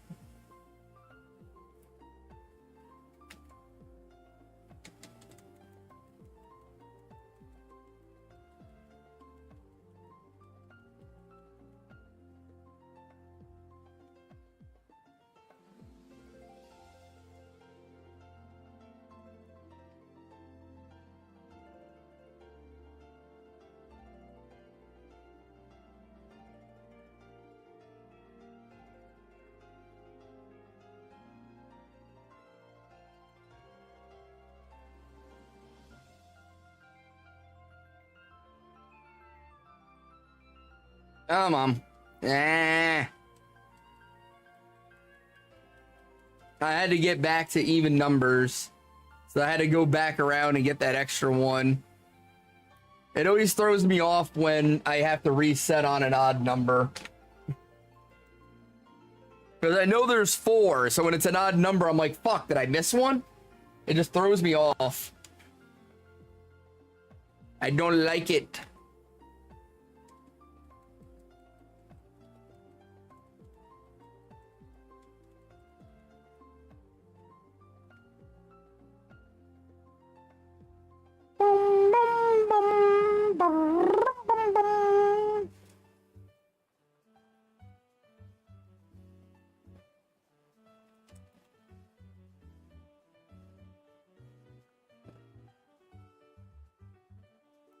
Oh, why is it so fucking hot in Florida?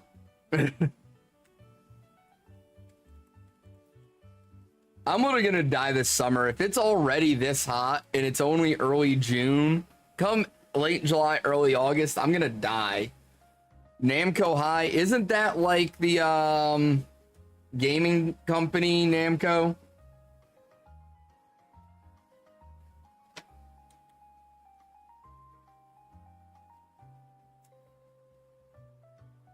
Thought I recognized that name.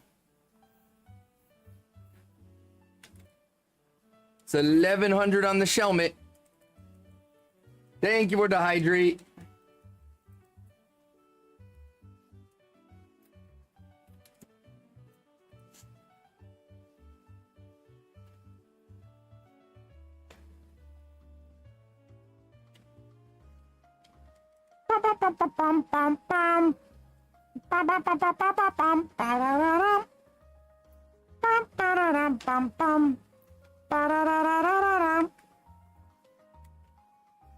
God damn it, Executor, run away.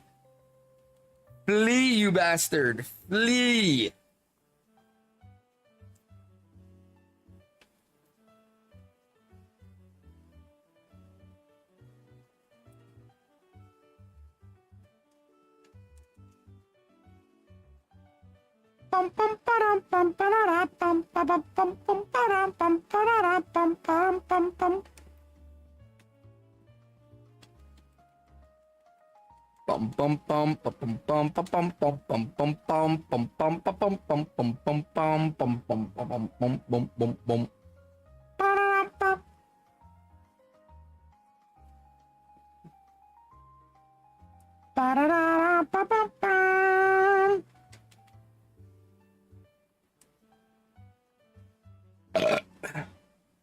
Ba-da-ba-ba-ba. I'm loving it.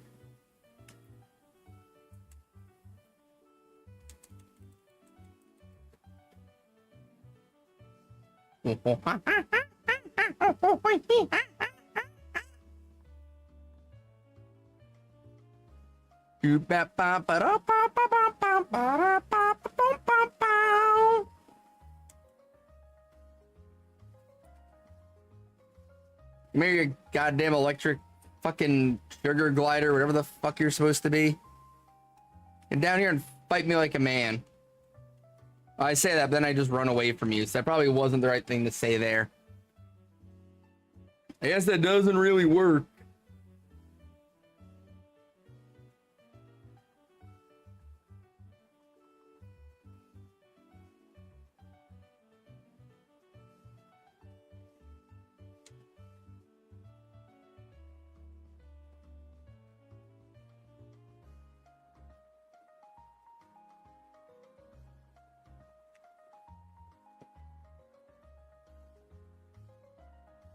I like how they like just jump tree to tree if you don't encounter them.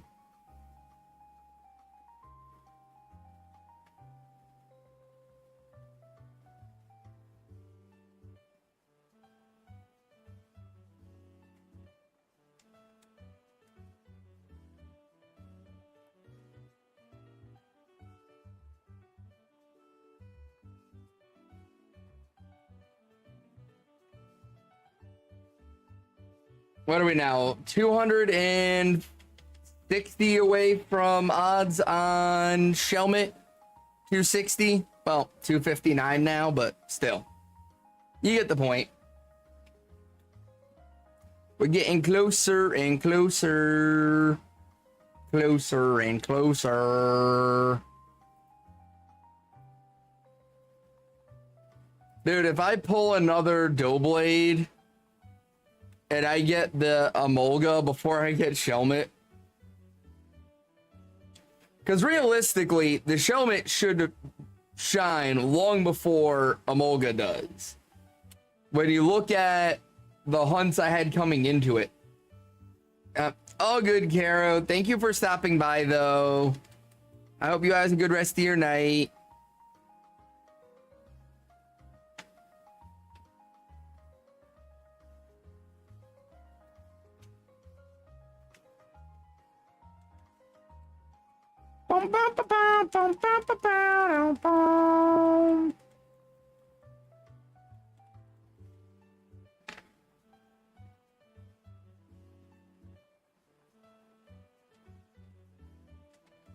I know, right?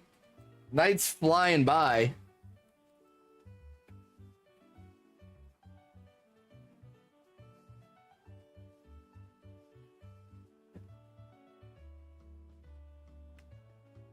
If I could get some shinies, it would fly by even faster.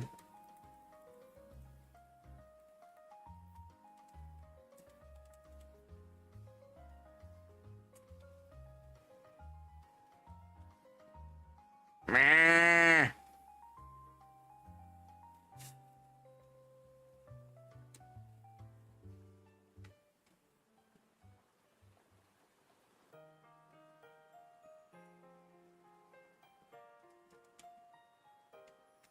Meh.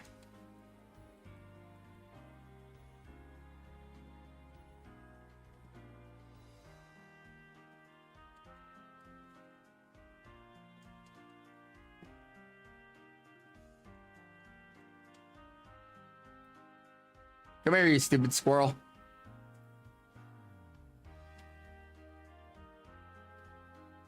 Boom, bum bum bum bum bum bum bum bum ba-da-dum bum bum bum ba-da-dum.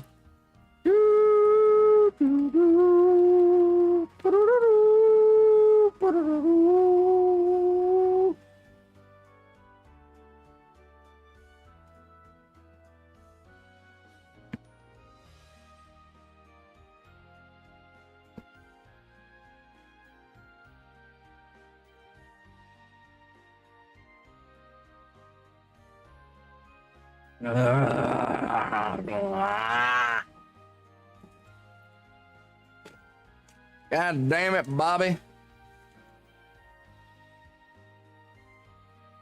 That's right. Wait, when does the King of the Hill reboot launch? When does that start?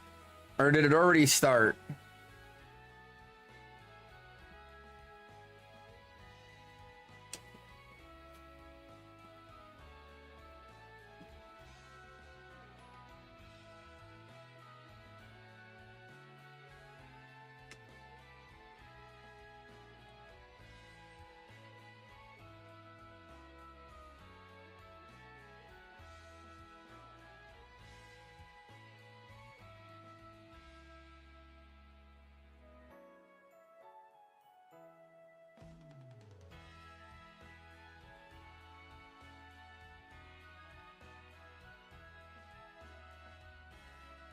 I'm kind of curious to check out the first couple episodes and see what it's like. I always liked King of the Hill back in the day.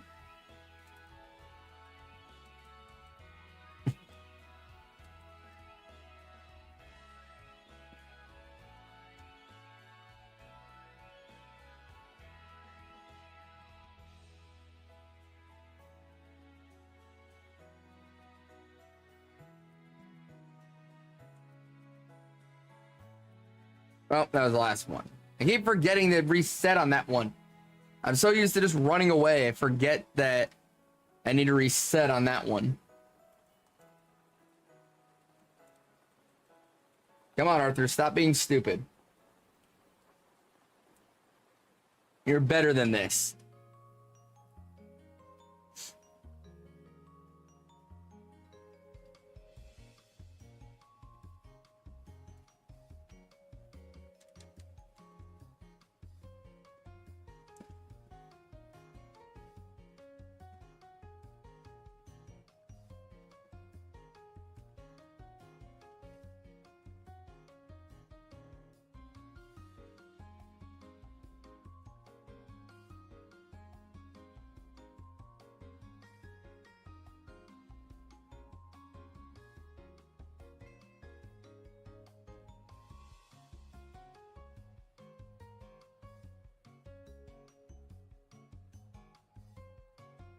Dude, I am hot and getting sleepy, which sucks because I know even if I go to bed, I'm not gonna fall asleep. So it's like, there's no fucking point in going to bed. And that's a really frustrating thing. It's like I tried to go to bed early last night. Like I went to bed like right after stream last night. Didn't fall asleep until almost 2. Woke up like 3 times between 2 and 7. It sucks to suck, let me tell you.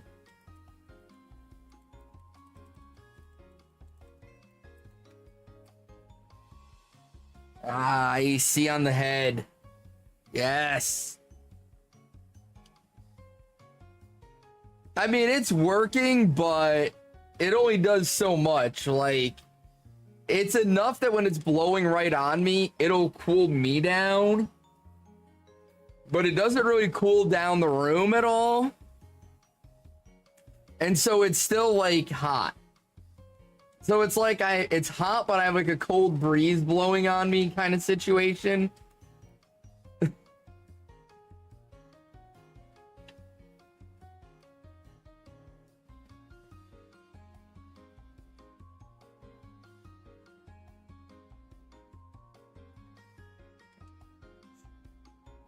I'm thinking like what I might have to do is run my AC and my big ass fan in tandem.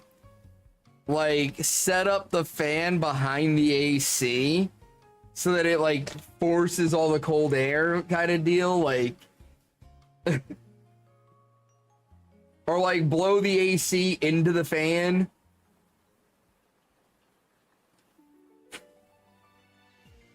I mean, the PC is water cooled, and so that keeps it pretty good. The switches typically do fine, but I did have that issue Sunday where the one switch overheated a little bit.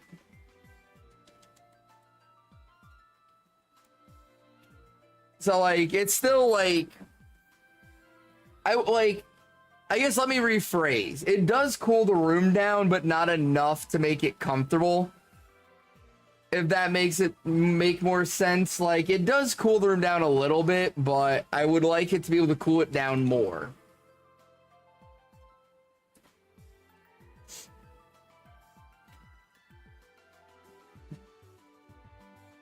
Yeah, see, that's what I'm thinking I'm gonna have to do, Poke, before we hit July.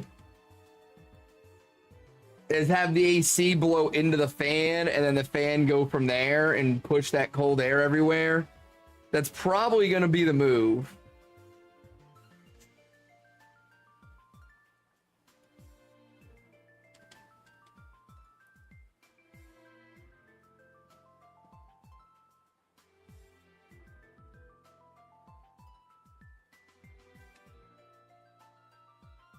You need a bigger unit. I bought what I could afford, Poke. I bought what I could afford. But I agree. I do need a bigger unit. Book tells me that all the time. I mean, AC unit. Yes. I need a bigger AC unit. You're right.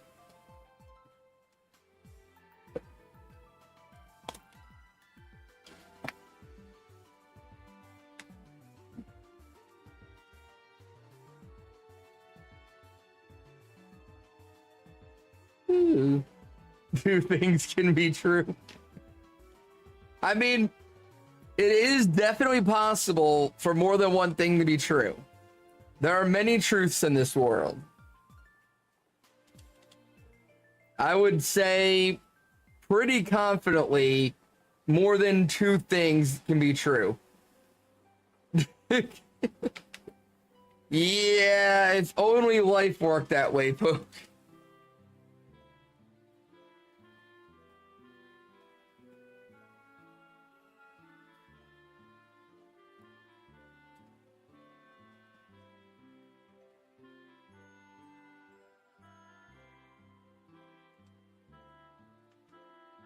Bum bum bum bum bum bum bum bum bum bum bum bum bum bum bum bum bum bum bum bum.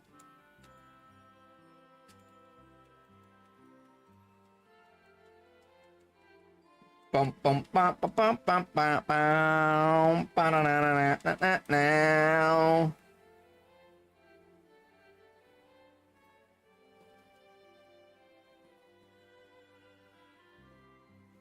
Do do do do do la da da da la da da da la da da da la da da da la da da da. They bought a chunk of dry ice, put it in front of their fan, and it blew kind of cold. I have heard of that. I've definitely heard of that method.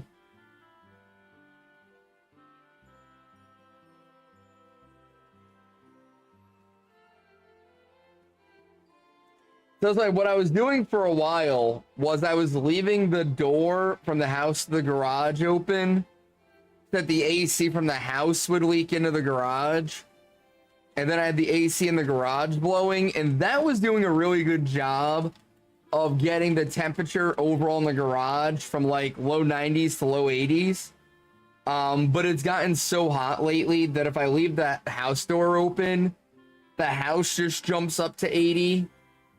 And it's like, yeah, not only am I not cooling the garage down, but now the house is uncomfortable and my AC bill is going to go through the roof. So now, like, at night, I'll leave the door to the garage open and try to cool things down as much as possible at night so that it's nice and comfortable when I first get out here. But typically by like 3, 4 in the afternoon, it's like gets hot in here again.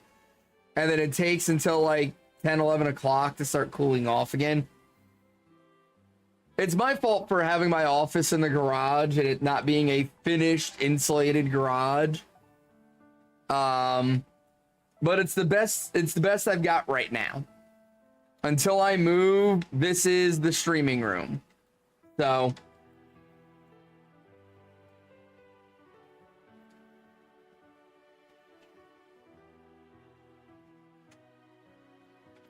I will make the most of it. I managed to last a summer out here with nothing but a fan.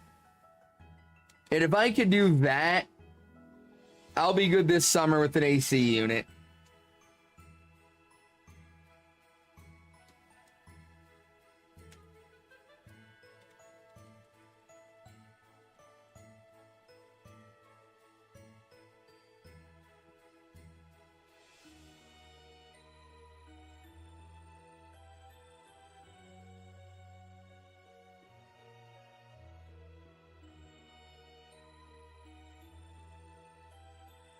Although I will say I kind of miss the fan days when I would just have the garage door open and have that like fresh air rolling through. Because now the garage door closed, it just kind of gets like stagnant in here.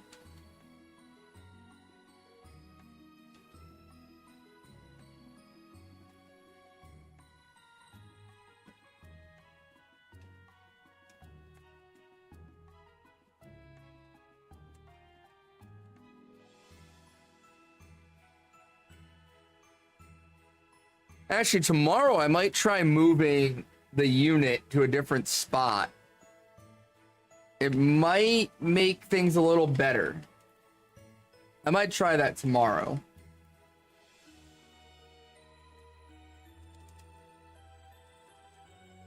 I gotta see if I can make it work.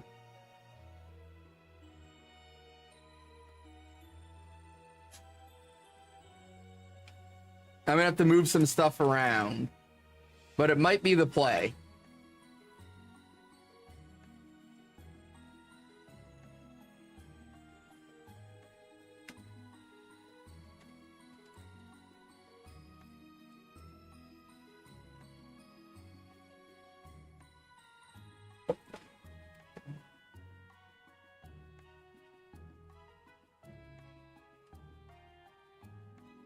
We'll have to see.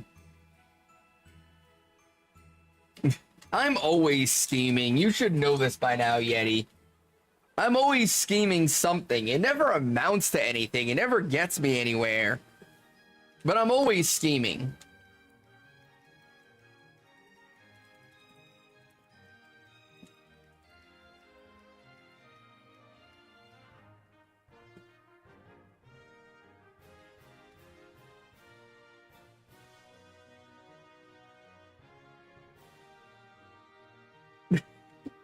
Worse than you were telling me the other day, Eddie?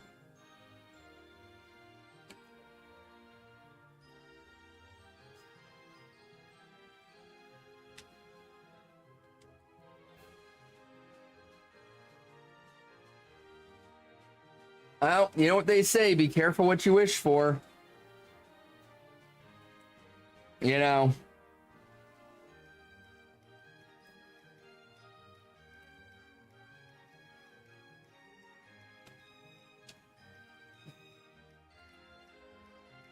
More of the work you're doing, you have to do 4 reviews of your staff weekly.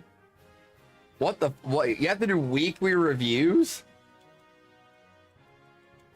55 reviews a week on top of weekly one-on-ones and meeting. Wait, so you have to review each person on your team 4 times a week and do weekly one-on-ones?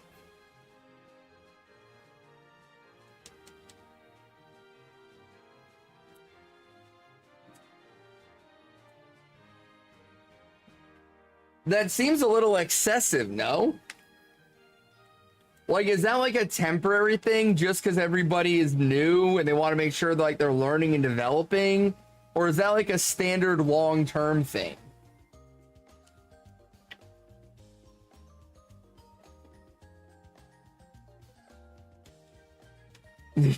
I would imagine so. Been standard for some time. Dear God, no wonder they can't get anybody to stay in that job.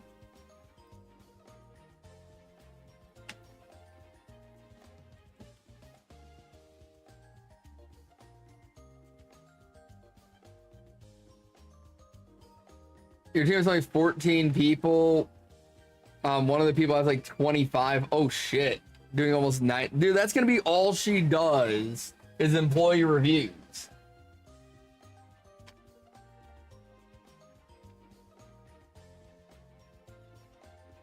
Because it's a 5-day work week. So you're literally doing a review on every employee every single day.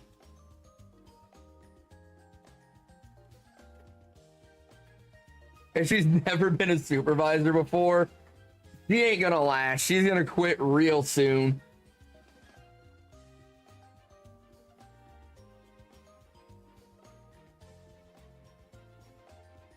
Bearman are gonna be doing 2 hours of reviews daily. Jeez. And that's just the like 4 review days. The one-on-ones is probably gonna be easily double that, no?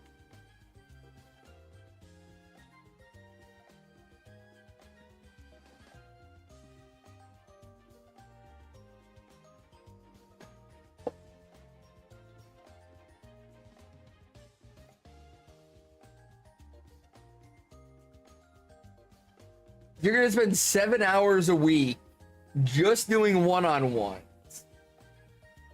And then another, what, 10 hours doing weekly reviews? Or daily reviews, I mean.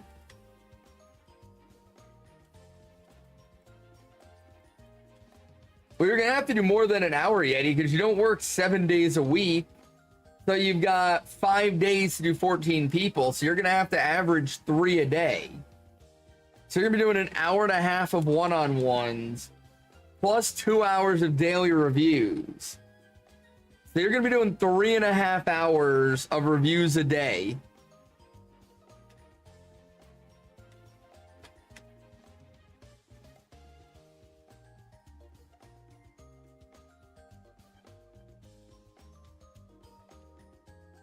And then plus meetings and stupid shit on top of that. That's kind of wild. Counted lunch that's half. I mean, really, it is. That's fucking wild, my dude.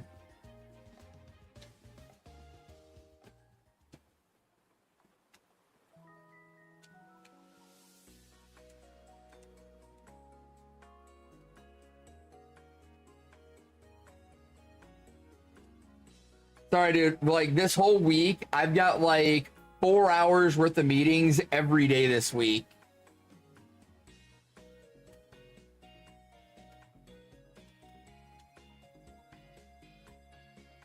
You mean daily there, Yeti? Daily is insane.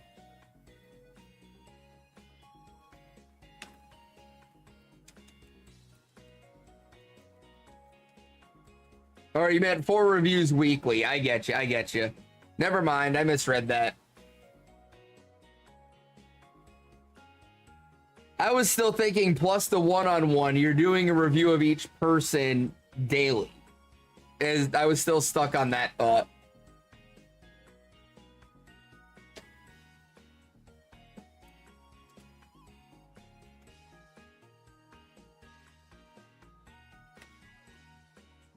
Two recorded calls and 2 live calls. Ugh.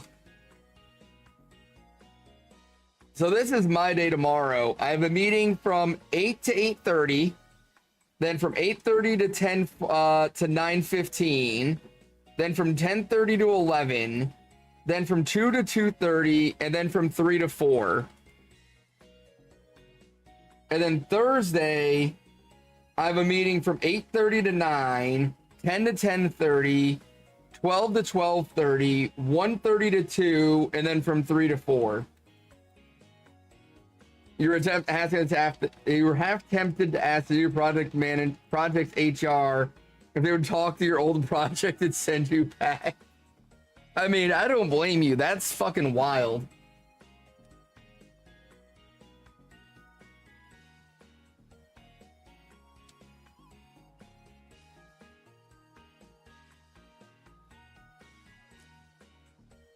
And you mind, a lot of those meetings I just read off are scheduled 30, 45 minutes.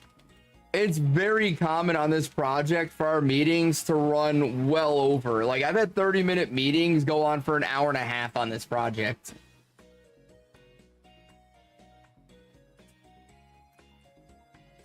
And for some stupid reason, they keep scheduling meetings during fucking lunch.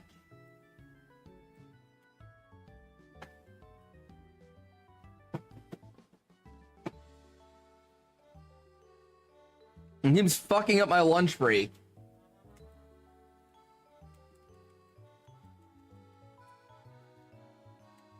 Hey Yeti, look at the big picture, right? Play the long game. You're trying to move everything else, this position, this job, as much as it's gonna be a pain in your ass. It's just busy work, my dude. That's all it is. Just do the busy work, get where you want to be, then you can look for the light at the end of the tunnel.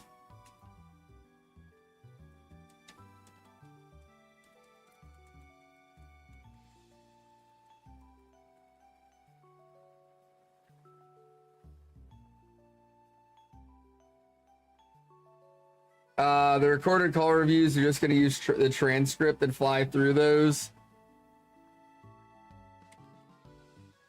Stay with that. You've already got a plan. You'll be fine.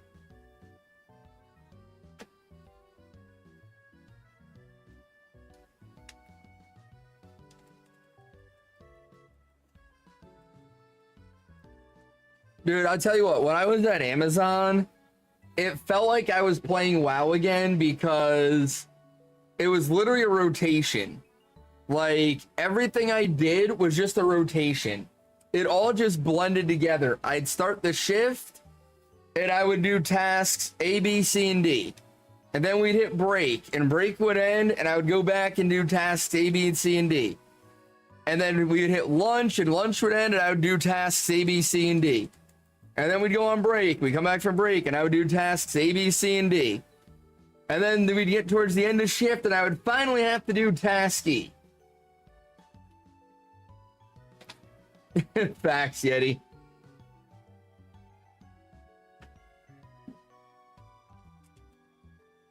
So, like, this was literally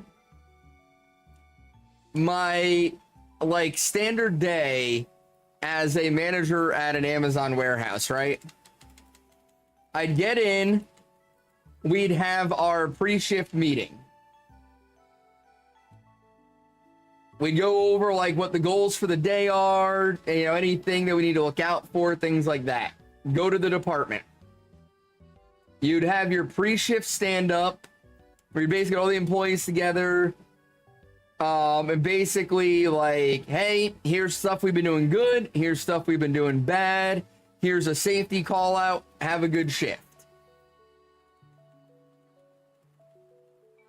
At some point between the pre-shift meeting and the safety meeting, or the pre-shift stand-up, you'd have to assign everybody to their work locations. And so you go on the computer and you decide, okay, this person is doing this job on lane 1. This person is doing this job on lane 2. This person's doing this support role, like, etc., right? So you'd assign everybody their workstations for the first part of the shift. There were 4 parts. Then, once you got everybody in your workstations, you'd go through and you'd verify that all the stations you assign people to were covered.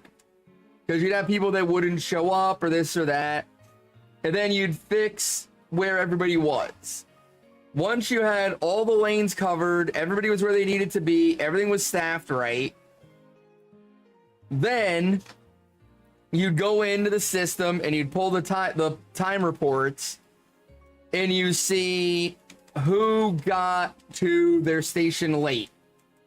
So they had like so much time between stand up and when they were supposed to do their first piece of work.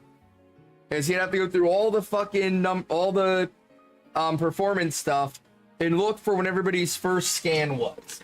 When was the first thing they did? Then you'd have to go and talk to anybody. Hi, Mika. You'd have to go talk to anybody that took longer than 5 minutes between stand-up ending and their first scan and find out why they were late to their station.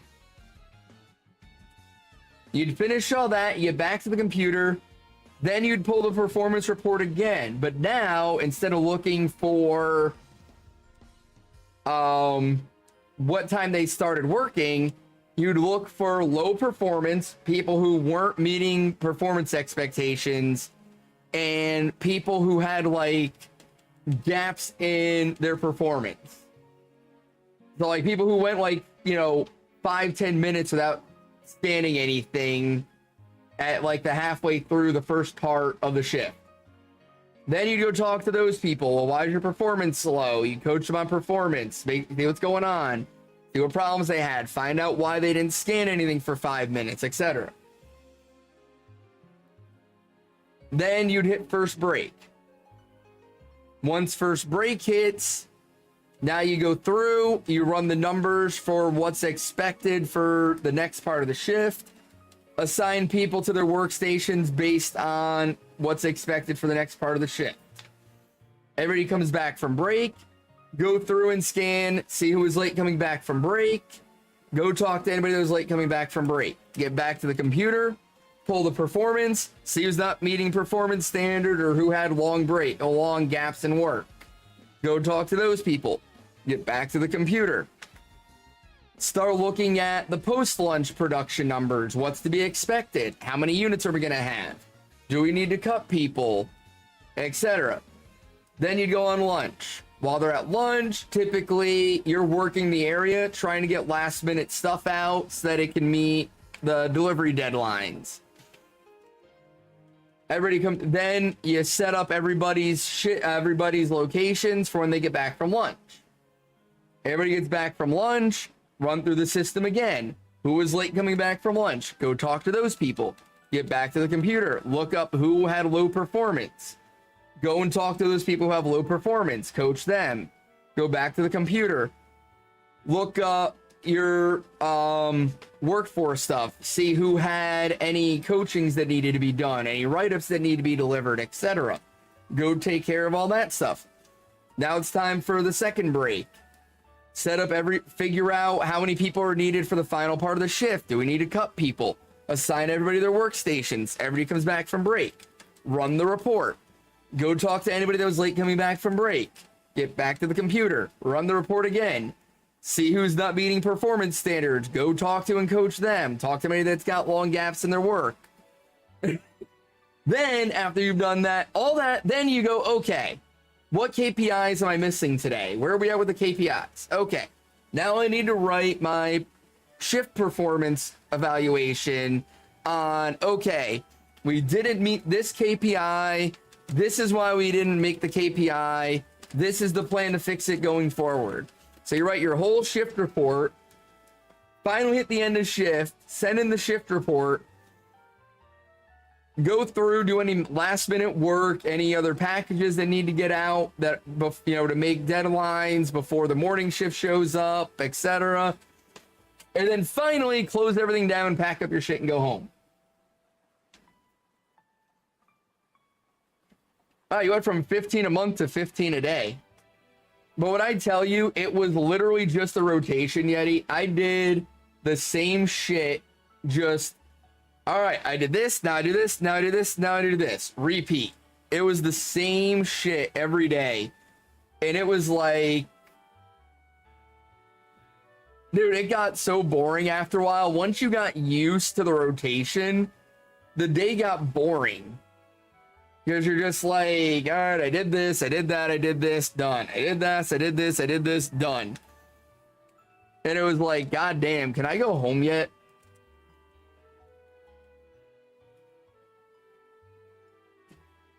And then in the middle of all of that, I still had to find time to train new people, train new managers, do one-on-ones with anybody that was directly under me that was at a level 3 or higher employee. So level 3 was kind of like shift manager, basically. So if I had any level 3s or above under me, I had to do one-on-ones with them once a month. Still had to find time to like eat and take care of myself and all that. And then typically at the end of shift, we would have a post-shift meeting where we would review our shift reports and everything else. It just fully showed that no matter where you go in the company, all of its projects are just hurting cats. Welcome to management in general, Yeti. Management in general is just trying to herd cats.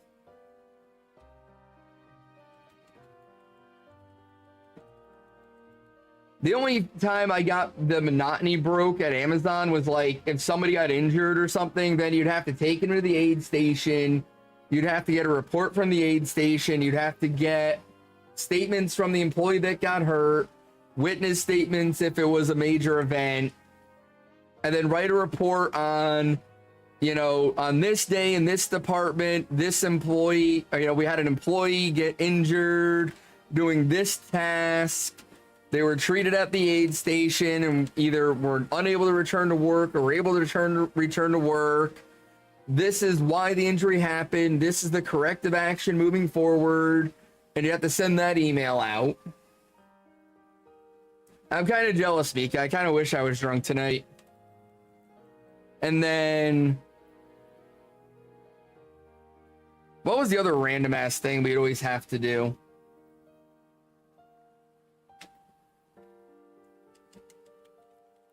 And then on top of all that, it was just doing like the standard employee stuff. Like you'd get 5 minutes to yourself and you'd like walk the department.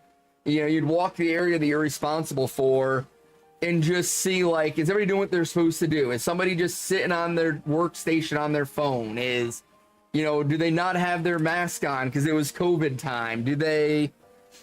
Are they not wearing their safety gloves? Are they not doing this? Like, are they dressed properly for work? Like, you know, you'd find 5-10 minutes here and there to do that shit. So it was literally just walking up and down the department constantly talking to people. They said the calls are mostly under 10 minutes. I mean, that's a good thing.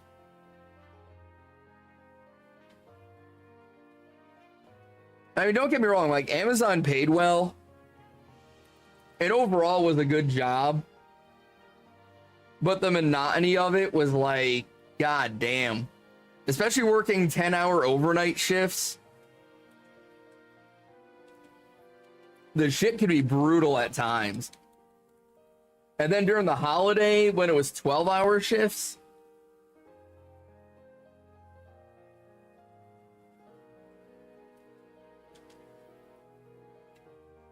Although I say 10 and 12, but really add an hour to an hour and a half on that for managers. Because the shift started at 6, but you basically had to be there by like 5:30 at the latest to like do the pre-shift meeting and get your staffing situated. And then you'd end at 5 because it was technically 11 hours for the managers, but you had the 2 15-minute breaks and the 30-minute break for the employees in there. So it was only 10 hours of work that was getting done. And then by the time you did everything you had to do, even though your shift ended at 6 or at 5, you typically didn't get out of there until 6. By the time you got all your reports done and did your after shift meetings and everything else.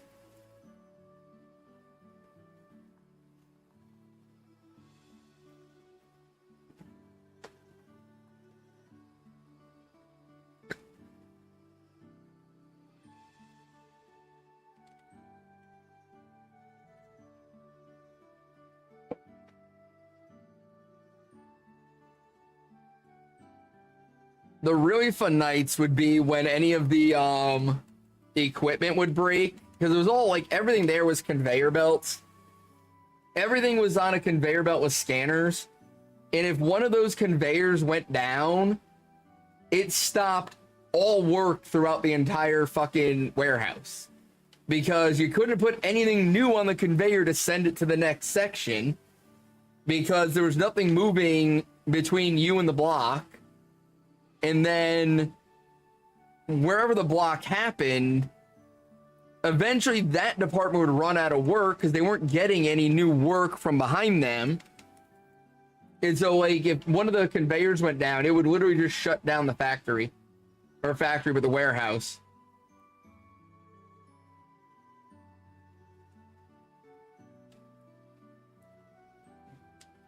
There was one time they had, like, a cloud issue. Like, the cloud service went down for, like, 2 days.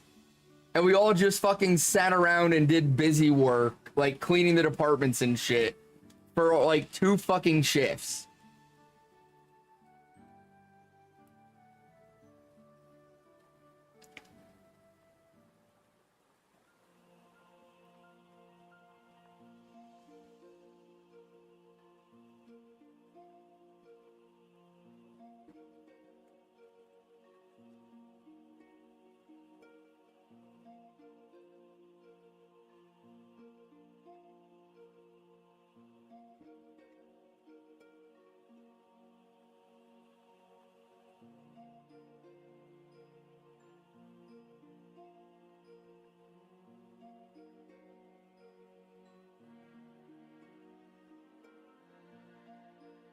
I will say it wasn't all bad though. Like overall, I actually enjoyed the job. Like a lot of the people I worked with were really cool. Like the other managers for the most part were decent people. I got along with most of them. I got along with most of my supervisors really well. And a lot of the people I had working under me were just hardworking people that were just trying to earn a paycheck and take care of themselves. And you know, they didn't want any problems and they just did their job, did what I asked them to do. And, you know, I'd walk up and down the line, stop and talk to people, check in, see how everybody was doing. And, you know, overall, it really wasn't a bad job and it paid really well. But I was on night shift for 2.5 years. And it just got to the point where I couldn't handle doing night shift anymore.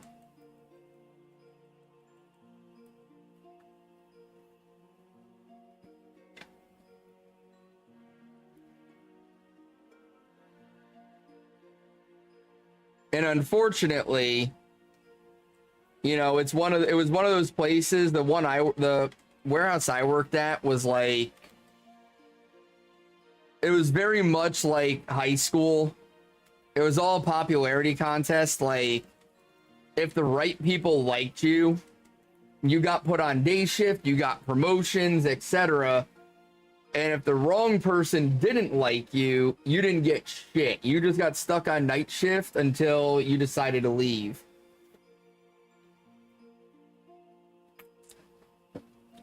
And I spent a year watching people who got hired after me get moved to day shift and get like promotion opportunities ahead of me. It had nothing to do with like work capabilities because like it was all people I had trained.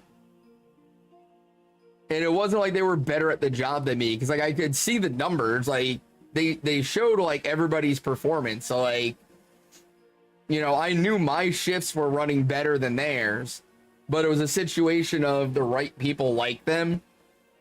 And so they got put up for shit and I didn't. I was just like, all right, I'm fucking done. Like, it would be one thing if I was getting the opportunity and I just couldn't hack it and I wasn't able to like keep up with like the next level work. But I just wasn't even getting an opportunity to like learn the next level or try to do things at a higher level. I just got fucking bored sitting there all night doing the same shit over and over again.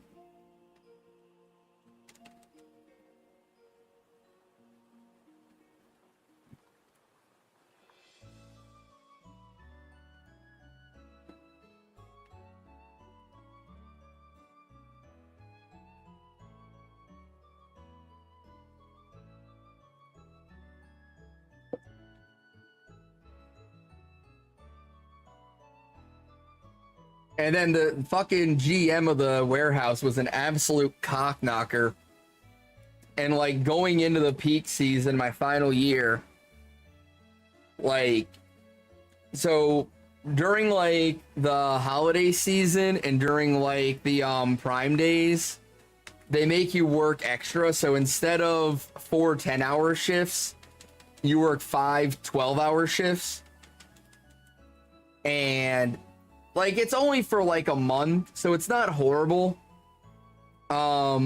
And if it gets like really crazy, they make you do a 6th day, and though like I think that only happened like 1 week out of 2 years, so it really wasn't that bad. But it was like we were going into the holidays, and they had us working an extra day and an extra hour for like all of October for like no reason. Like we didn't have the workload to like need it. I don't even know what the thought process was, but we like had to do that all October. And everybody was like, well, they've got to give us like November at least up until Black Friday to like have some time to like recover and prepare for peak season. And then it came out that like, no, we're staying on this shift until the holidays hit and going into the holiday hours, and that's that. And I was like, you're out of your fucking mind if you think I'm working an extra 16 hours a week for no fucking reason for 2 straight months. And I was just like, I'm putting in my PTO because I had a ton of PTO, and they were like, well, too bad, there's a PTO freeze. Managers aren't allowed to use their PTO until after the holidays are over. And I was like, oh, really? Okay, well, then I'm going on medical leave until the holidays start. You can get fucked. And I just went on fucking medical leave instead. And just used my PTO to cover my medical leave. And so when I came back, they basically had blacklisted me already. And like I wasn't allowed to do shit in my department during the holidays. And then even after the holidays, like pretty much like I wasn't being asked to do anything at all. And then like they did evaluations twice a year. And so my evaluation came up in the early, like at the end of winter. They put me on a performance plan and try to like, they basically made up a bunch of shit to like say my performance wasn't right.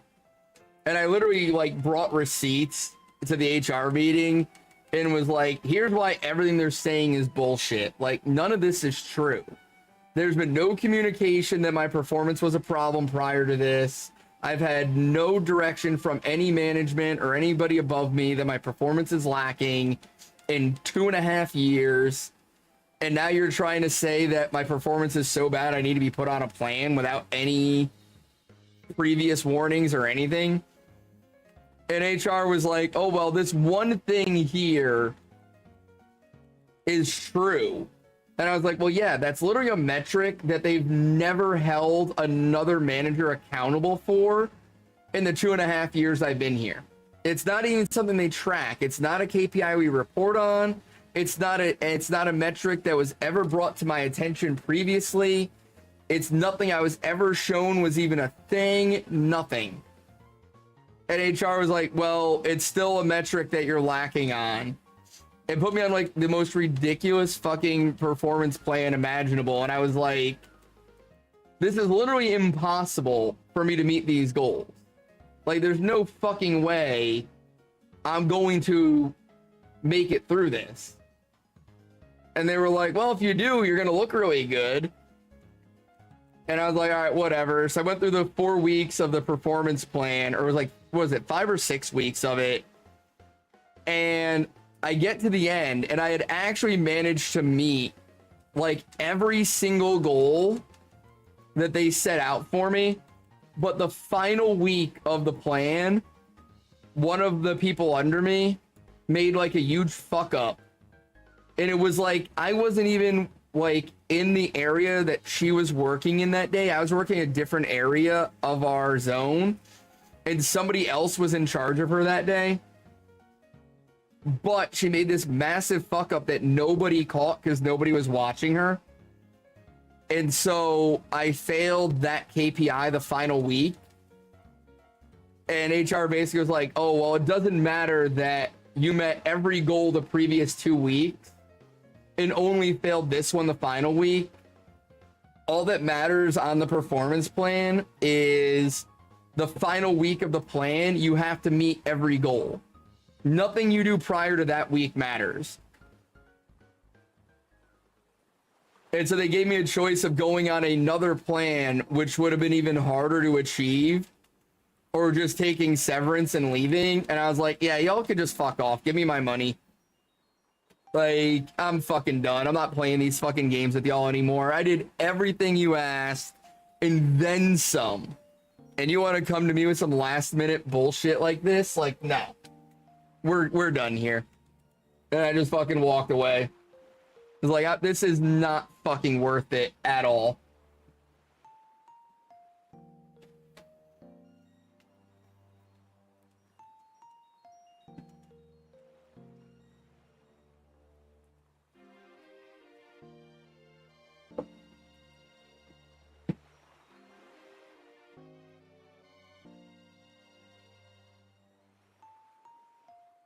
I don't deal with stupidity very well. And that shit got real fucking dumb towards the end. And I just couldn't deal with it anymore. I was like, I'm good.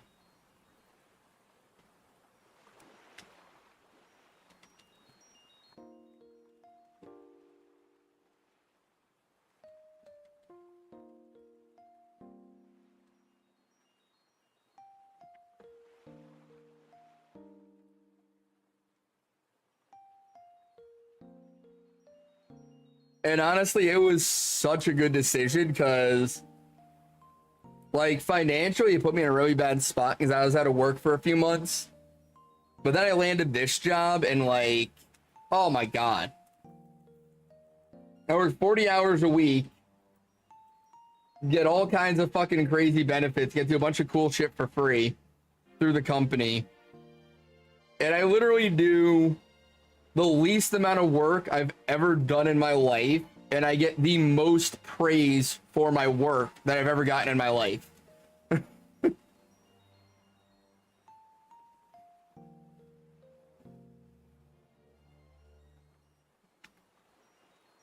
Like, it's so weird going from, like, back-to-back jobs where, like, I had to, like, damn near fucking work myself to death in order to get any kind of positive review or attention from my superiors, to a job where, like, I do the absolute bare minimum and I get treated like a hero.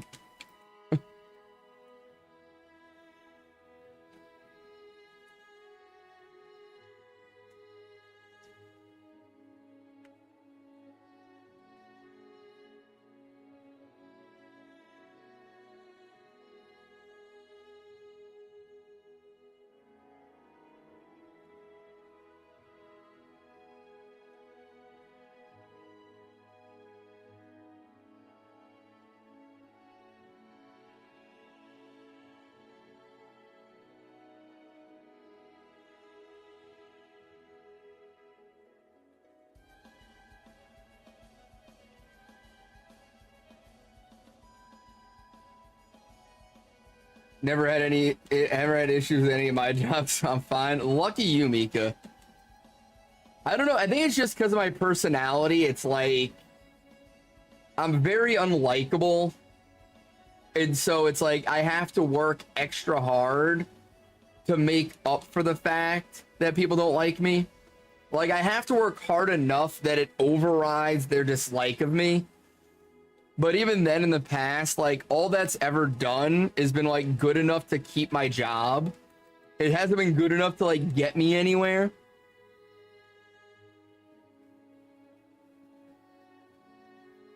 Which, like, that's on me, like.